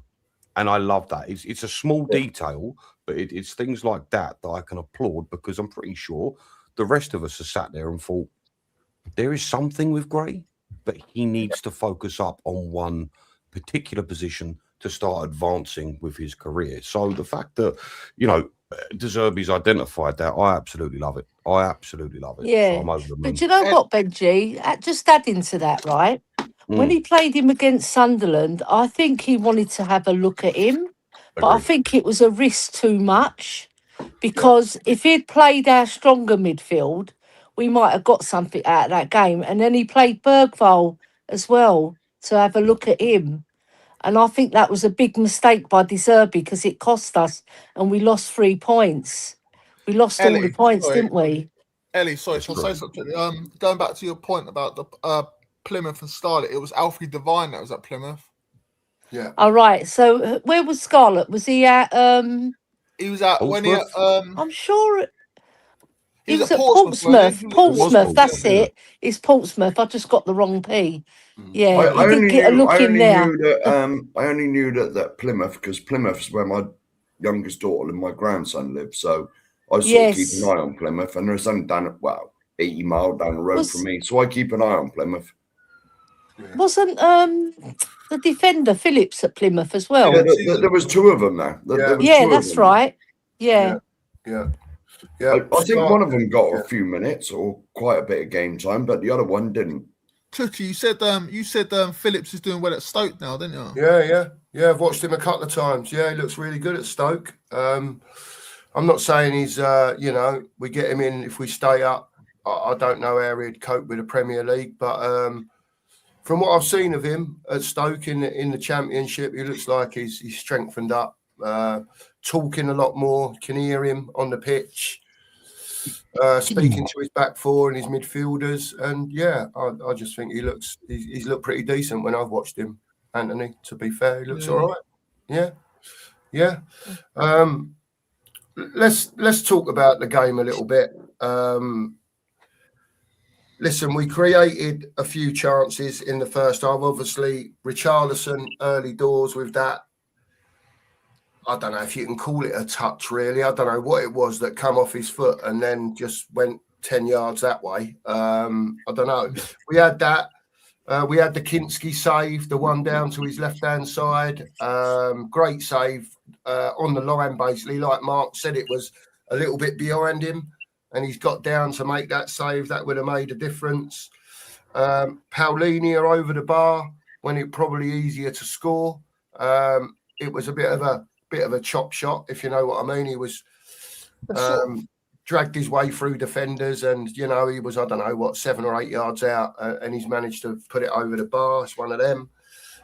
Bentoncourt's header that went wide of the left-hand post with Richie coming in, looking like he was going to get there, but he didn't, as usual. And obviously the main talking point of the game as such would be Matisse Tell with his bicycle kick clearance that gave the penalty away. Someone's head off. Yeah, I mean, people were saying he never caught the bloke, but I don't know if anyone saw. Did anyone see? He had a nice knock on the side of his head, didn't he? Old bruise there on his head. You know what I mean? So, I mean, for me, Cookie, I think that the thing was for me, Cookie, what was the penultimate part of your game, and it's good to see it for this kid as well, because you got to think he went through merry hell, and that's that save by Kinski at the end. Oh my God! Yeah, brilliant. That and you think what the stick he had to put up with when he made those calamitous errors in that Europa game, and then to come in and to come back off of that, and then to at the last moment pulling off that save. Fair play to the kid, because he has got some grapefruits. Excuse me. He has got some grapefruits. Exactly, Sheriff. Some players they can fold under that kind of pressure. That's the thing. So it's and the save of Wolves, Tony, that as well. Last minute free kick. That was a fantastic save there. He saved us 3 points, hasn't he? Yeah. Me and Mark were talking about this backstage before we started. Yeah, 3 points he's gained us. Yeah. Kinski showed me more in 5 games than Vicario shown in me in 2 seasons. Sorry. He just looks so much more comfortable on the ball. He slows it down. He knows when to release it long. He knows when to pass it out. Whereas Vicario literally gets the ball to his feet, lets it run past him. It nearly goes towards the goal line. He panics and kicks it out like 9 times out of 10 to put more pressure on us. Kinski, like you said, to come back from that howler that he had at Madrid, because we all thought that he's done now. There's no way he's going to play for Spurs again, right, after that. But the last 5 games, he has shown me more than Vicario has done in 2 years. And to be honest, what about that save that Kinski made when it was behind him? Yeah. I know. In the first half, that was what a save. Fantastic. That's what I'm saying. That was Rodon, wasn't it? Rodon with a header. Yeah, Joe Rodon with the header. Vicario, right? If you give him time to think, he's crap. But if instinctively, he's fantastic. Like he'll pull off saves like Kingsley done last night because we've seen it at Monaco. We've seen it in countless games that he's done an instinctive save.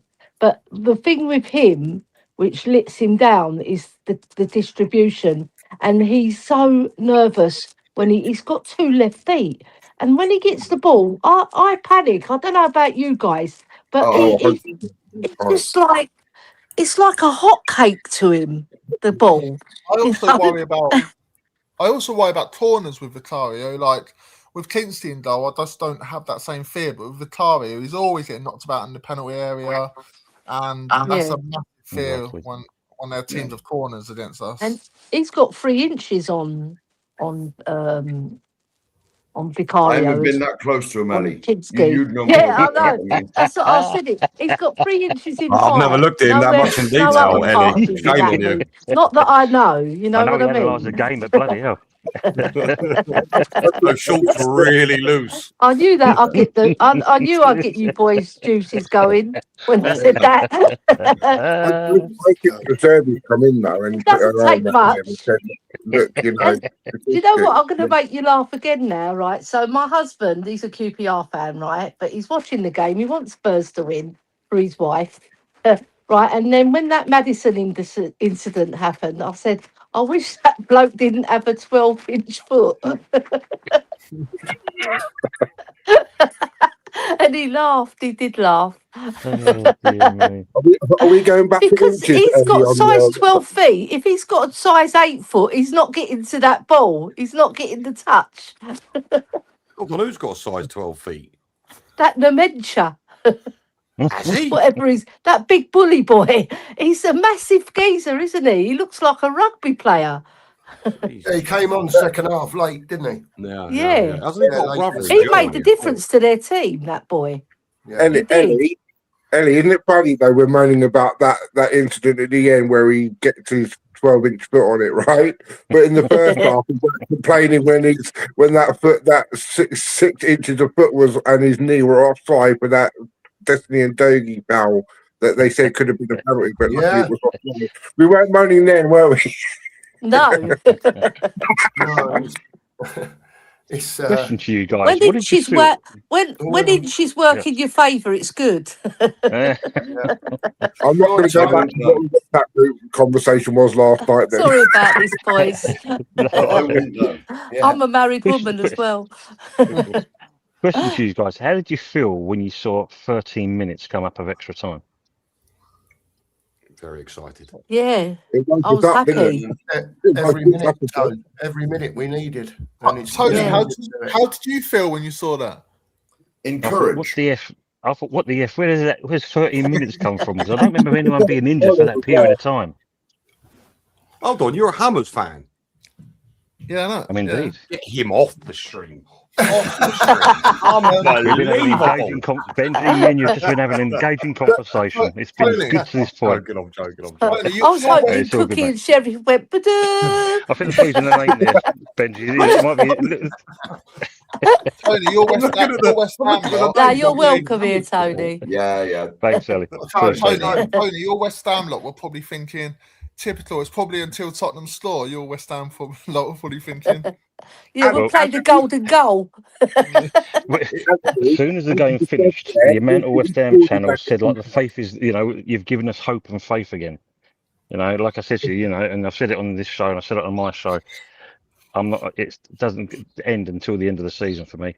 That's the way I see it. And a lot of people thought that after the Arsenal result, that's it, we're done. But let's be real.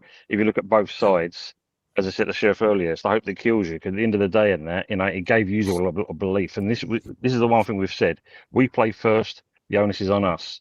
We get something out of it. It goes back to you guys. And this is that back and forwards thing until the end of the season. So, as much as you played well yesterday, you've got 2 games to get it over the line. Just as West Ham's got 2 games to get it over the line, and it could go down to the wire. Yeah. So, And It's you like got to remember, you're and quite you've got to lucky remember, because- we got Chelsea. Mm. That we Can I just- never do well at. Ever. No, we don't. Chelsea No, would love nothing more than to stick us down. They dine on that for years and years and years. If they sent us down, They can't they'd have actually send us down shoes, though. they'd have T-shirts, Terry. they'd have No, everything. they could put that. They can put a spanner in our works. They can put a spanner, but they won't make the final decision. That'll be on the last game. Because if we lose and West Ham lose, that means we're 2 points ahead still. Yeah. So we're in the driving seat because we only need the draw. But that doesn't mean anything because whenever it comes, they'll want to win. Exactly. If West Ham lose at the weekend, then we only need a draw against Chelsea, really, don't we? But the trouble is, we end up losing to Chelsea. Yeah, we get a draw at Chelsea. We're safe if West Ham lose. We're safe because goal difference is too bad. Unless West Ham win like 13-0 or something. Stranger things have happened. You never know. I think the main thing when you look at it, you're playing the Chelsea side, we're playing a Newcastle side, and both of those teams are so indifferent this season. It's unreal. You know, with Newcastle, Chelsea might be indifferent, but I guarantee you they'll turn up against us. Oh, they hate I mean, look, it's you guys, isn't it? Of course, they're going to turn up. You know. I think both of our managers, Tony, made a mistake, right? Your manager, Nuno, took off Tati. No, he said he was right the first time. Yeah, he took off Tati, and it wasn't the first time. He took him off at Brentford as well, right? When he was having a worldie game, he was unlucky, hitting the post and the bar, and he was in the game and he was a nuisance. Yeah. Right, and then our manager, De Serbi, taking off Bentancur last night. Big mistake. We lost everything in midfield then. Turned up. I've got to get me shopping. Oh, go on, Tony. All right, go on then. Thanks. How are you doing, mate? All right. He's still here. Yeah, he's still here. He's going to get his shopping.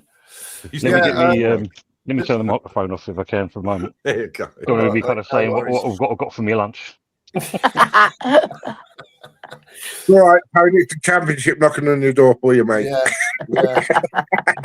my biggest fear is like the difference between us and West Ham is they've got attackers like Bowen. Do you know what I mean? Yeah. We haven't really got that. Do you know what I mean? We've got the odd splash of this and that, like Tell last night. Yeah. I was pleased to see Maddison come on for the last, 10, 15 minutes. I don't know. Did you notice anything about him? Did you notice anything about him that you thought, nah, he's not ready? Or did you think he did well? Would you start him against Chelsea? Do you think he's ready for a start, Maddison? No. I don't think he is. No. I just noticed his movement wasn't very good. And getting hold of the ball when he passed it as well. Iffy. I'll tell you what I know. I thought Maddison always wanted the ball. He was screaming for the ball. Give me the ball. Give me the ball. And he was trying to make things happen. You can tell. Well, we all know he's a quality player. But I believe if we get back to something like match fit, that is what we've been missing. Someone like that in the team. Because he constantly wanted the ball. Yeah. He did. Can I make a crazy statement? And this is something I'm very concerned with, right? Going back to that Chelsea game ever so quick. I feel like if we don't get some sort of result against them, I'm going to be very honest. I think, judging by what I saw against Leeds, and given the circumstances, right, I feel like West Ham will beat Leeds. You got to think, last day of the season, it is a fight for survival. Leeds don't specifically have anything to fight for. I'm convinced West Ham will beat Leeds. So I think this Chelsea game is far more important than even I thought in the beginning, because if we don't get a result of some sort, like a point, we could be in a lot of trouble, you know? Listen, like you said, Sheriff, Chelsea are our bogey team. You could put out their women's team, it wouldn't matter. They would still beat us. I've seen Spurs. They've got Sam Kerr up front. She's brilliant. She's not bad, actually. They've got a decent women's team, haven't they? And they do, yeah. So not according to Piers Morgan, though. He was dissing the women's. Well, not dissing the women's game. He just put the women's game down a bit. I can't stand him. Piers Morgan, nah. Yeah. Put it this way, Well, Chelsea Anyway. women's team, if Chelsea women's team played our men's team, they'd still give us a kicking. They'd still leave their foot. Yeah. They'd still kick us all over the pitch because that's what it's normally like when we play them. Yeah. But I think we could safely say we'll beat their women's team. I'm not so sure. Charleston will still be rolling around, wouldn't he? Like slightest touch falling Yeah. over. He's a big girl's blaz, isn't he? He scratched me. Are we saying when that they this flash on his face, he's always got a moody look, hasn't he?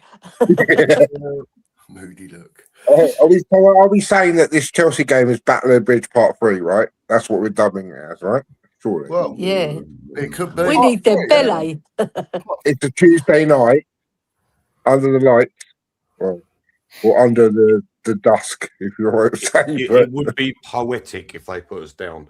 I saw that fixture months ago and thought that will be the moment. And God, I don't want to be right. I don't want to be right. For a long time, Benji. Like when this, like after the Palace game, when I looked at our pictures, I said that the Chelsea game could be the one. They've And done now they- that for years. now They they- dine It and sounds dine like a and dine Tottenham on it. story. They live out on that for years. They'd have T-shirts, they'd have statues. They bring DVDs out. Sheriff, I've heard that they're going to have banners. They're going to have like the techniques. They're going to have they're going to do a parade if they send us down. And I heard it on other stuff. If the boot was on the other foot, we'd be exactly the same. Oh, 100%, yeah. $1,000,000%. Where are all these Spurs fans now that wanted West Ham to beat us? West Ham to beat Arsenal.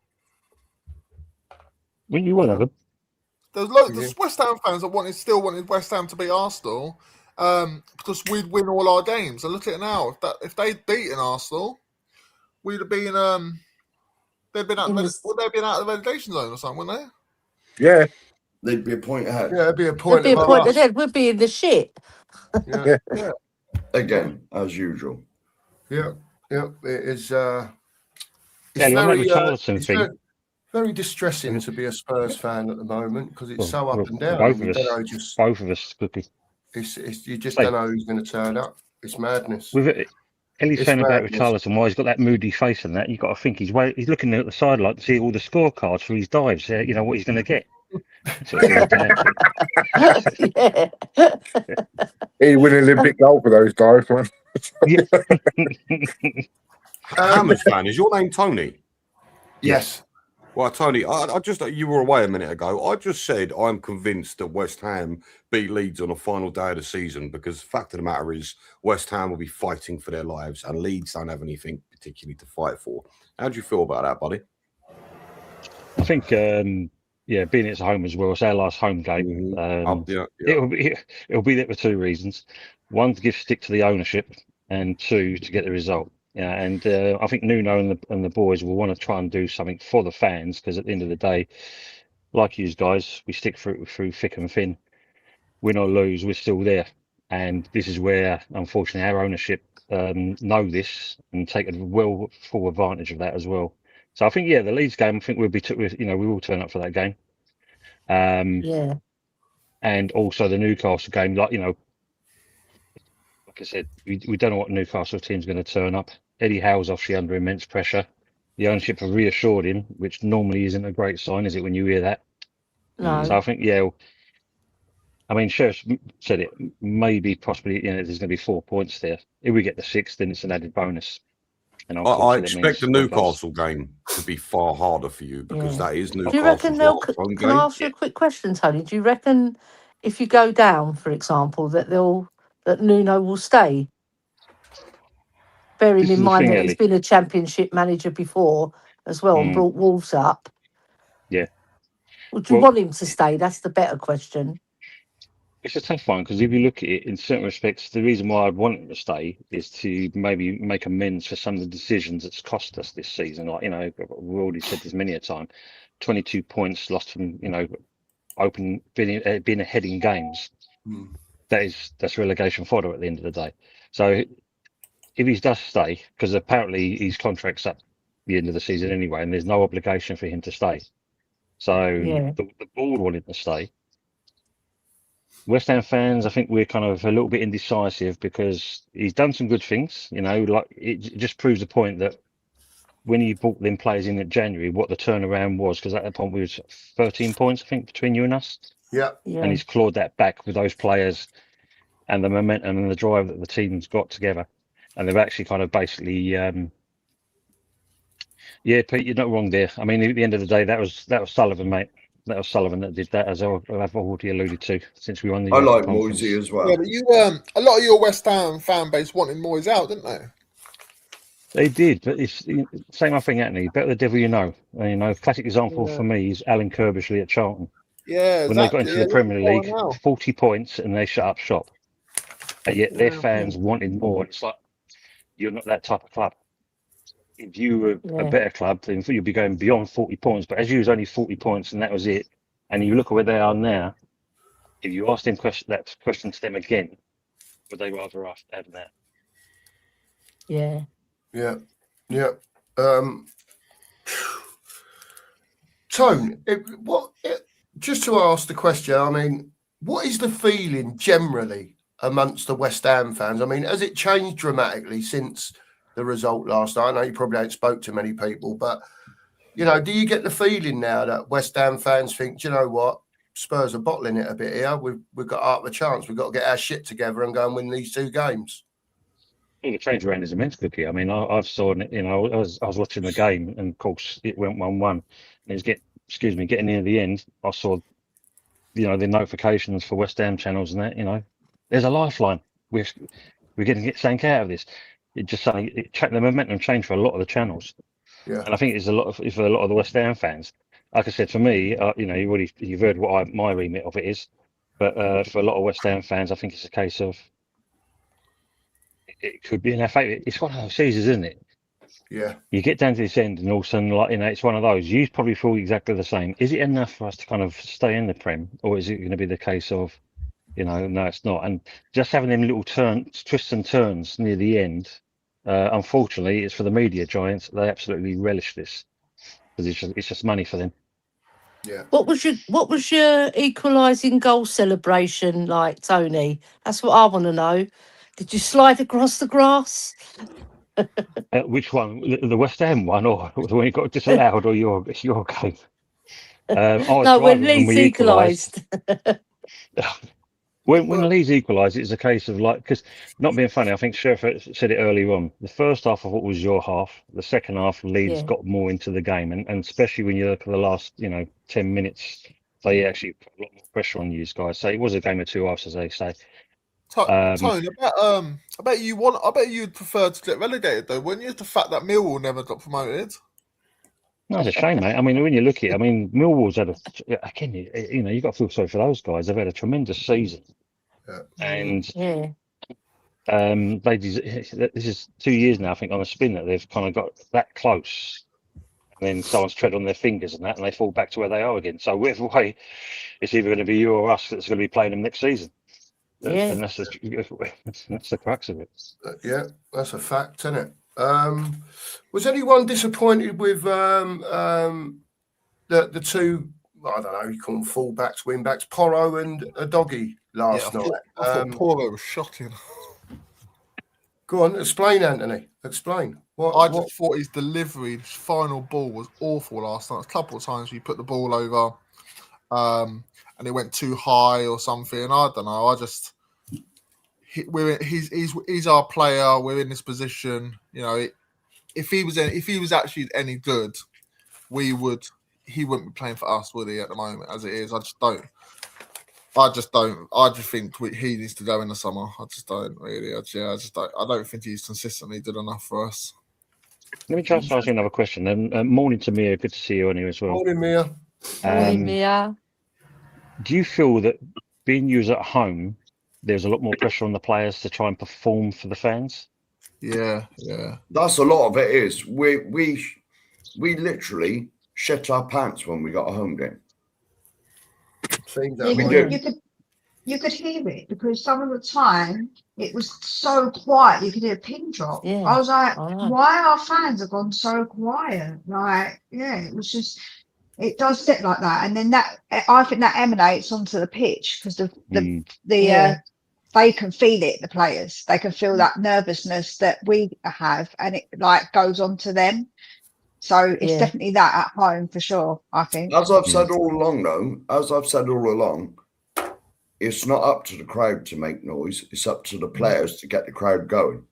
Yeah, but the thing about it is, but it isn't, Sheriff, because it is a bit of like a full circle thing. Because the fact is, if the players can feel it from the fans and they get more energized, and then that makes the crowd more energized, it kind of works both ways. Because if the fans aren't seeing what they want because they're nervous because the fans aren't backing them, then that's obviously a factor as well. Yeah. So it kind of is like a full circle. I don't think it's either, or I don't think you can definitively say it's the fact that either, like, do you know what I'm saying? I think it's a bit of both.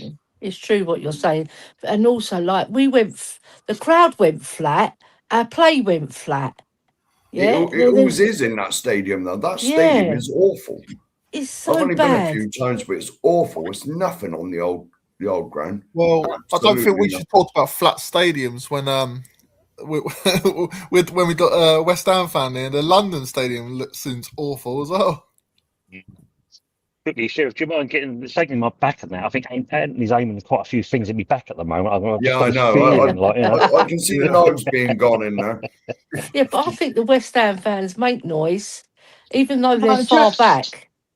So what theirs is? Theirs is like a viewing stadium. That's what theirs is. It ain't a proper stadium because you can't really see anything because you're so far, man. Like, it's crazy. Somebody said they need binoculars. They're installing the old binoculars. You get the theatres with the 50p you put in, get the binoculars. They're installing them in for next season, so it'd be all right.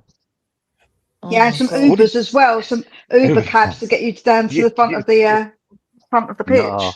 Tony, your fans should be used to long distances. Like what I said earlier about being at Newcastle and stuff, they won't generate that much atmosphere. But you're lot used to being that far away from the pitch, aren't you? So you should be all right. Yeah, exactly. It should be like being at home, mate. So we'll play all right. We'll be fine. One thing I would say about last night, and you must be encouraged by that, was the passion from De Zerbi. Got himself a yellow card for it, you know, and that in itself is having an extra person on the pitch. I've got to say, 15 minutes in, the ref comes over and tells De Zerbi to stay in his box, right? Gives him a good old telling off, but no disrespect, right? And I've seen this many a time, and I know Pete's in the chat. Pete, Arteta gets away with murder, mate. Oh, my God. I'm sorry. He does. Yeah. I've watched him and watched him and watched him. He can be 10 foot outside of his box and no one's saying jack shit. Don't forget, when they brought that rule in, he was the first manager to get booked for doing that, and then it stopped afterwards. Yeah. Me, if I was a manager, I'll say to any player in that, I'll pay the fine. Just make sure you do a sliding tackle. And if he's outside the technical area and that, take him out. That would be me. But that's my view on it. Did you also notice about the 8-second rule from the corner suddenly came into play last night, where saying that's on the watch along for 8 seconds, and I'm like, well, I've not seen that in a while. Yeah, you know what? They're trying to justify themselves for what happened on Sunday. Basically, apparently the ref has to put his arm up at 5 seconds to give the goalie a warning. I don't know. I didn't see it, but he might have. So why is it that the other day I watched a match and a player and the goalkeeper got booked for delaying the restart? Then why didn't it go to a corner if he was delaying it? That's what I'm saying. Like, it's ridiculous. I said that to my son. I was like, that's the most ridiculous thing. When a yellow card was given the other day for delaying the start, well, surely that means it should have been a corner. 100%. Can you hear me all right? You hear me all right, Steve? Yeah, I ducked out for a bit. My internet is playing up. Spurs the internet. Yeah, exactly. Yeah. Start to do something, and then it sort of lets me down. Pick up, Steve. I'll just say before we carry on, 125 people in here this morning. Thank you very much to everyone that's in here. Hit that please like button. hit the sub button, hit the like button for the stream, and also get over to Anthony at Tottenham Therapy, get over to Tony at Ammers Football TV. Oh, excuse me. Get over to Mia. That makes it 6 saying that. Cookie's quite all right. get over to Ellie at Say It Ellie. Spurs is my passion. That's the one, isn't it? Spurs are my passion, and Queen Ellie Coy's on TikTok. There you go. So we've got that one out of the way. Hit that like button for us, people. Really And appreciate it's Ellie with a Y. Oh, Ellie with a Y. Yeah, I'll spell it differently. There's no IEs in here. No, Ellie, they're lucky you don't use your Greek name because you'd have to spell that out for sure. I'd confuse people. I had a complete nightmare yesterday on my stream. I ended my stream and I come off the tablet and the next bit, and I'm getting texts from people saying I'm still live. Lots of people have done that. Mistake. Yeah. Lots of people have done that. I'm pretty sure we've done that once as well. Yeah, I think we did. Yeah. Oh, I'm pretty sure we did. As long as you're not heard slagging off people. No. There's no slagging off. There's no slagging off. There was someone I know that it went live. Well, thought they went live for 45 minutes and then realised they didn't press the live button. So, yeah. There's someone who was in our chat earlier that did that. Yeah. Who's that? Rowley does that sometimes. Biker. Oh, Rowley, yeah. He was live for half an hour and didn't realise they weren't. Yeah. Because me and you was meant to get the link, weren't we? And I didn't even see a link to go on there. Yeah, I didn't see he was live. Yes. We were talking. Just to let you know, I've got to shoot off now. Thanks for letting me know. Thanks very much, mate. Be in touch, Mark, man. We'll be in touch, absolutely. Cheers, Tone. See you soon, mate. Coming on. The guy in the middle, I got to shoot as well, mate. his name. I forgot my name. And was Stevie. He's just looking at the water now.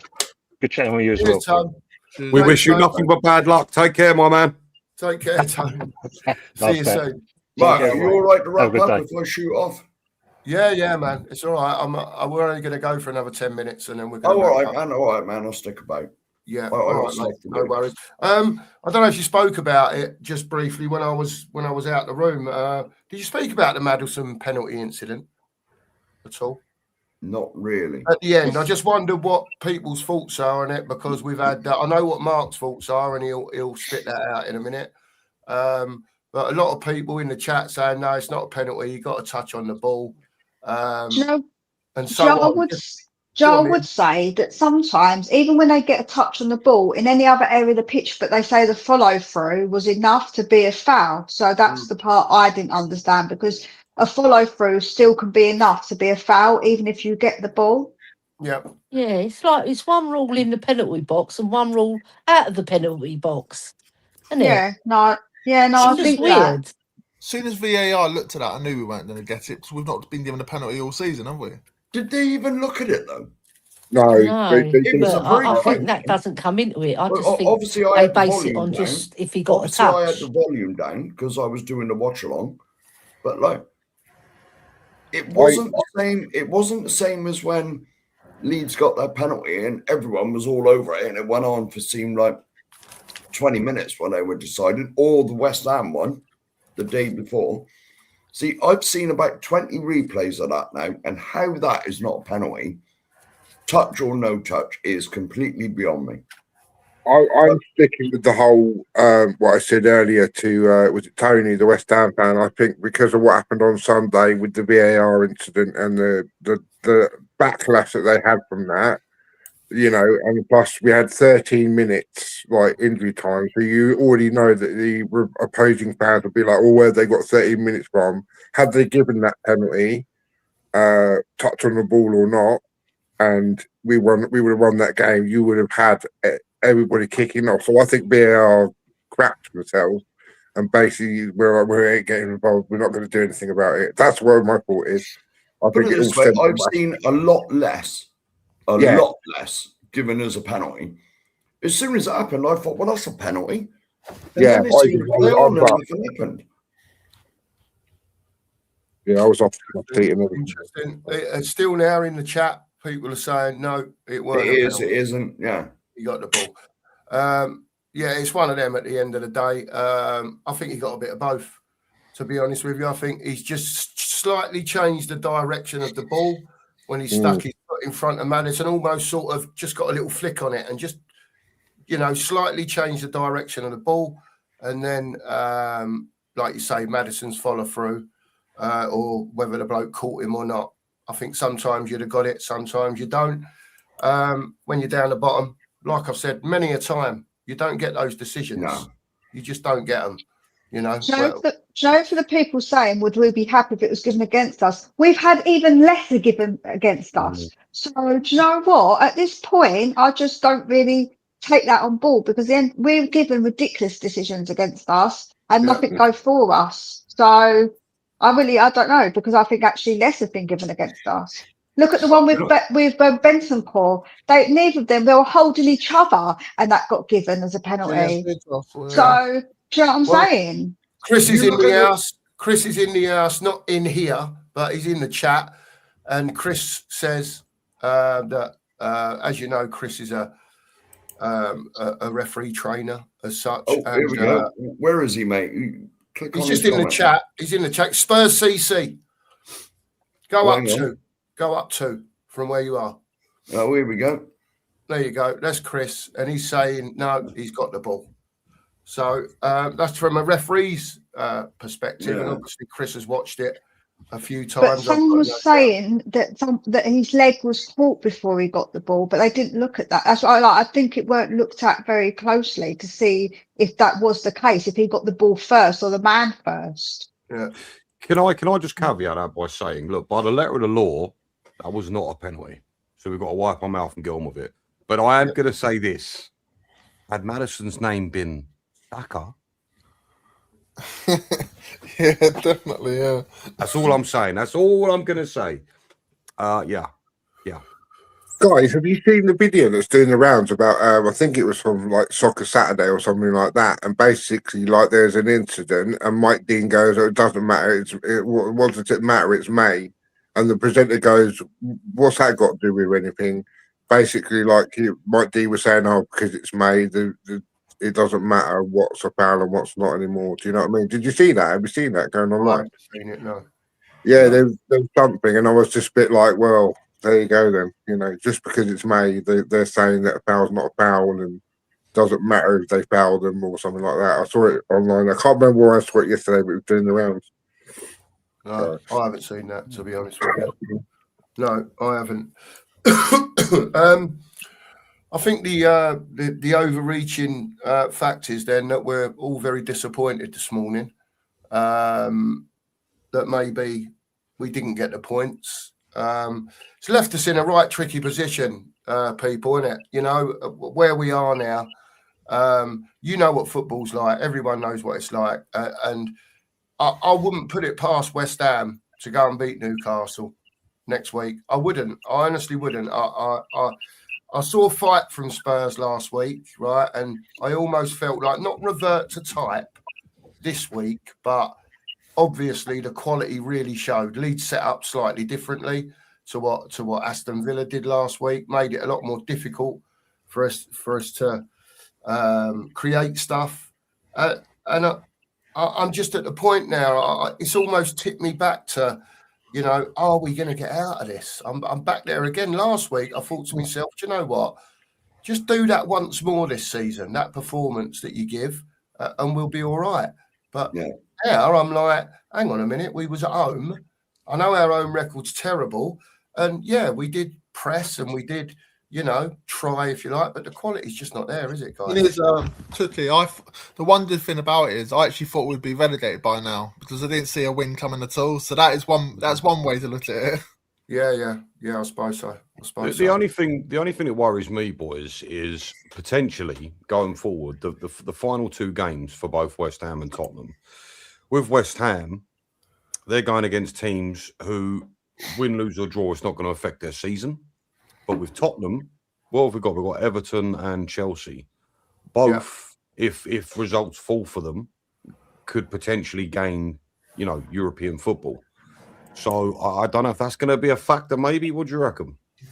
Yeah, to be honest, though. First of all, Sorry. I was going to say, first of all, I resent being called boy. I resent being called boys, Benji. Thank you very much.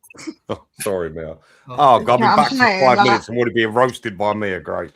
To be honest, though, what position would we rather be in? We'd rather be in our position, wouldn't we? No matter who we've got coming up at the end of the season. So that's another positive to look at. You'd rather be 2 points clear than 2 points. And back. we would have lost that Leeds game, 100%. 5 weeks ago, we would have lost that game. Yeah. Make no two ends about it. So there is something. The only hope Yeah, I've got is the fact that, sorry, go on, Mia. That's fine. Oh, hang on. The only hope Guys, go on, guys. Hang on, he's here. Hang on, he's here. Now, what I will say is I've spoken to Chris a few weeks ago, right? And we had a conversation, and we are at some stage going to do a referee chat, because obviously fans from all different clubs have not been happy with refereeing decisions, or some of them this season. So we're going to get it out in the open at some stage, me, Mark and Chris, and we'll have a good chat about it. Chris, welcome to the show. Hope you're well, mate. Long time no see. Yeah, I'm feeling good, mate. How are you, mate? And what did you feel about the game last night, mate? Yeah, I'm all right. Like, I just thought I'd come on. If anyone's got any questions that they want to ask about how things work, I'm happy to explain.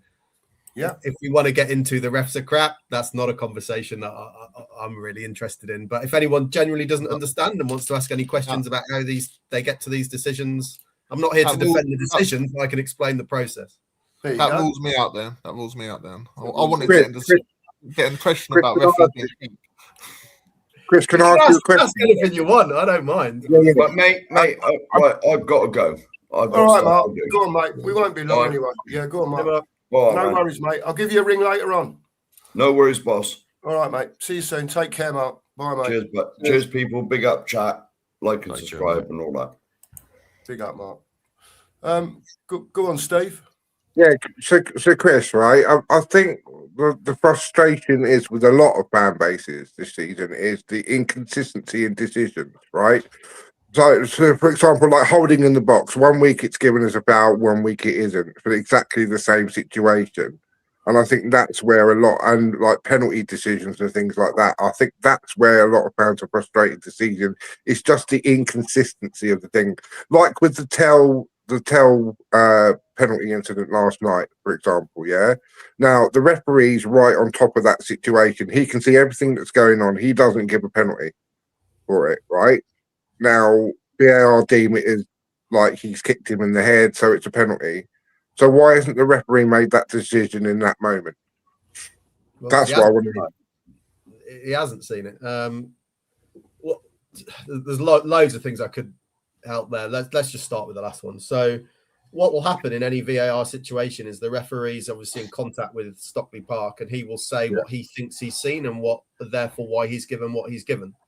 So if, for example, the referee says in that scenario, I've seen that contact was made and I don't think it's enough for a penalty, VAR can't do anything then, because VAR, they might disagree and say, oh, there is contact, but I think it's a penalty. But that's just a disagreement of a subjective decision. However, if the referee has said, I don't think he's made any contact with the player at all, I think it's a dive, and then VAR look at it and they see there is contact, the referee there is clearly wrong. So without knowing the conversation, none of us can know for sure, but I can surmise that the referee wasn't sure that there was contact at all, and that's why he didn't give it. VAR look at it, clearly there's contact. The guy's got a big cut on his head. That's why he would be sent to review it. Oh, okay. There you go. There you go. Well, So, Chris. Anyone else? The question I've got is, say with the Madison incident, why was it decided by the people at Stockley and not given like what they did for the Leeds one, is that for the ref to go over and have a look at it? Because surely that he didn't see it, or he didn't deem it like for being a penalty, but he didn't do that with the other one either. So why was he not told to go and check it himself? Well, that's the protocol. That they're never told to go and check it themselves just for another view. They can only be told if the view of the Stockley Park is that they are clearly and obviously wrong. So if the referee has said on that incident, I think he's got a touch on the ball, I think it's fine, there is no evidence that proves that clearly incorrect. So VAR have got no basis to send the referee to the screen to have another look. That's not how it works. It has to be clear evidence in VAR's opinion that the referee is clearly wrong. And you can see by the nature of the discussion, I don't think it's a penalty. I think probably on the internet, it's maybe 70-30 that people don't think it's a penalty. Some do. But by the virtue of the fact that there is disagreement, it's not clearly and obviously wrong, is it? I think it's one of those things where if that happened against us, say that was a Leeds player and one of our players had been put our foot in, we'd all be saying never a penalty in a million years. But because it's the other way around, that's the nature of fans, you know. I try and come on and just have a really calm. Like, I'm a Tottenham fan, so I think in the refereeing world, people would say I'm not objective because I've got a bias to Tottenham. But from the Tottenham world, I look far more objective. I look like I'm not Tottenham biased, right? But that's my background. I've got a training in not getting into all the emotion of it and just seeing things from a calm, neutral point of view. So that's why I don't subscribe to any of this. There's no conspiracy theory against Tottenham. You can look at any individual incident and go, were we maybe a bit unlucky? The only other thing I'd say, and then anyone can ask me anything they want, is I think a lot of times fans don't realise that there isn't always one definitive correct decision for anything that's happened. Quite often, even now, I don't work in refereeing anymore, but I used to. So I still got friends who are referees. They'll send me incidents and say, what do you think? And quite often I will say, well, I think you can justify, let's say it's a penalty claim. I think you could justify a penalty. I think you could justify not giving a penalty because it's subjective and it just depends. For example, on a shirt pull, this is how I demonstrate it best. On a shirt pull, is a shirt pull a shirt pull? This is why there's inconsistency. So if I said to you guys now, is that enough to give a penalty if someone's just doing that, right? There's no material impact on a player, but it's still a shirt pull. Do we want penalties for that? I imagine most people would say no. But then if we do the other thing and you're yanked and you go miles, is that an offence? It is. So somewhere in the middle, all of us will decide when is that impact enough, in your opinion, to give a foul. And it varies from one person to the next, which is why you're going to get inconsistency, because unless you go down the line of a non-contact sport, it will always be inconsistent. That's just there's no way around that. It's not the referee's fault. It's just the nature of the game. They'll be giving penalties. They'll be doing about 10 penalties a game if they give penalties for shirt pulls, isn't it? Of course they would. If we went down that route and we want consistency, it would have to be a non-contact sport that it would. No one would enjoy watching it. It would be an absolute farce. I think it's when they come out and say, like with the Brobby incident. Now, I think Brobby had already been booked in the Sunderland Spurs game, and then he pushes Romero into Kinski, right?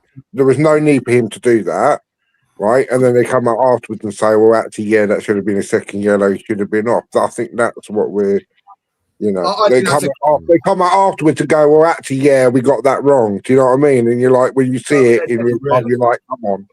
I think that's a classic example of something where you can justify a yellow card, you can justify not giving the yellow card because it's quite a minor push. The one thing you can't, so I can live with either outcome there as a referee. I think it's kind of optional, and there are certain scenarios where things are optional. The one thing I can't live with, and you absolutely cannot do as a referee, you cannot decide whether that's a yellow or red card on the basis of the injury that follows. The fact that Kinski's rushed out and they've rushed into each other, that's a consequence of what Kinski's doing. It's not, and the fact he's got injured badly, Romero. Yeah. You can't then say, well, it's a yellow card because he's got injured. I'm not saying you were, by the way, but a lot of fans were. You can't referee like that. You can't referee according to the seriousness of the injury, because that opens up the ridiculous scenario of, if Romero had just jumped up, then it's not a yellow card. It has nothing to do with the offence. So you can't do that. So on that Brobby one, I personally didn't think it was worthy of a yellow card, but I'm not going to sit here and argue that it wasn't. I think you can argue either way. I think it's been massively overblown by Spurs fans about how bad that offence was. The problem is you set a precedent for that minor push being a yellow card. You're having 20 yellow cards a game, probably.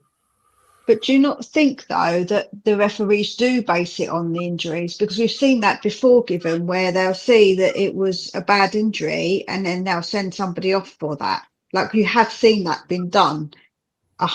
Definitely, I would say that's been done.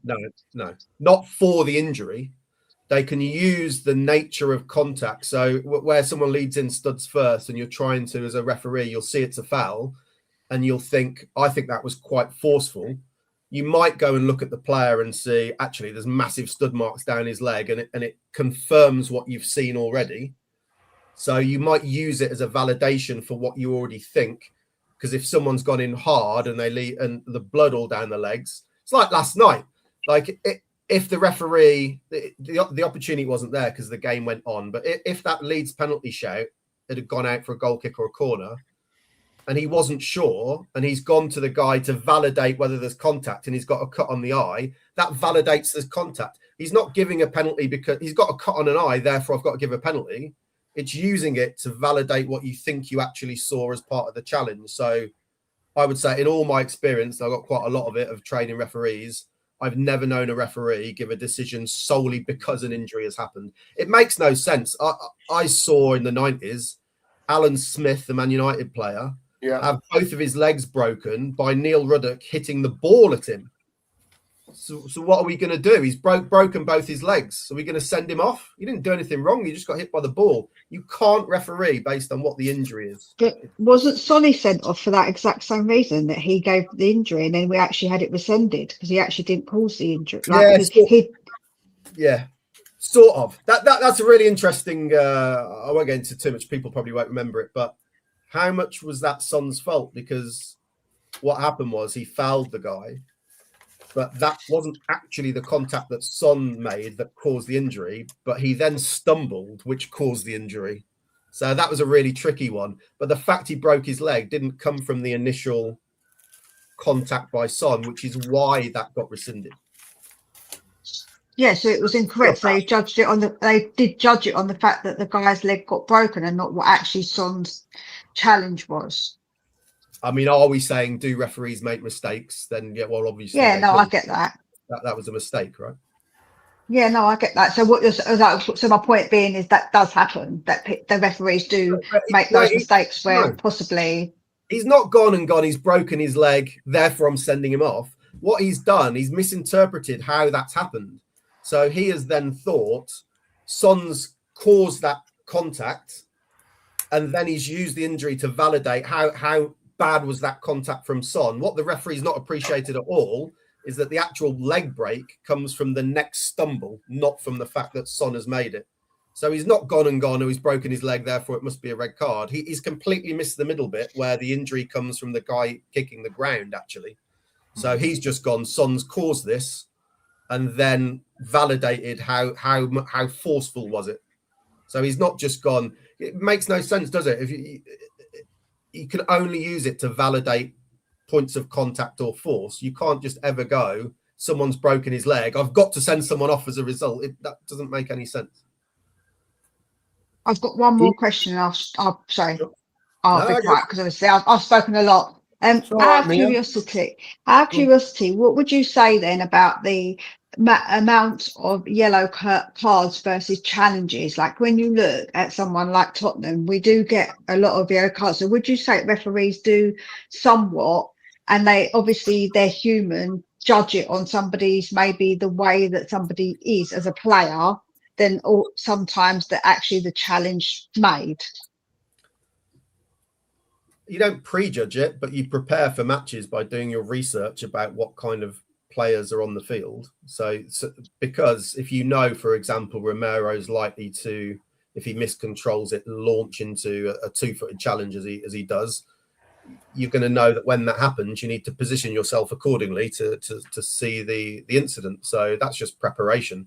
I think there is a massive coping mechanism within the Spurs fan base to desperately look for reasons as to why we are hard done to, albeit we are top or bottom of that league, depending on how you look at it. But you've got to bear in mind, when you have a player like Romero, he is going to get a higher percentage of cards to challenges because of the way he makes challenges.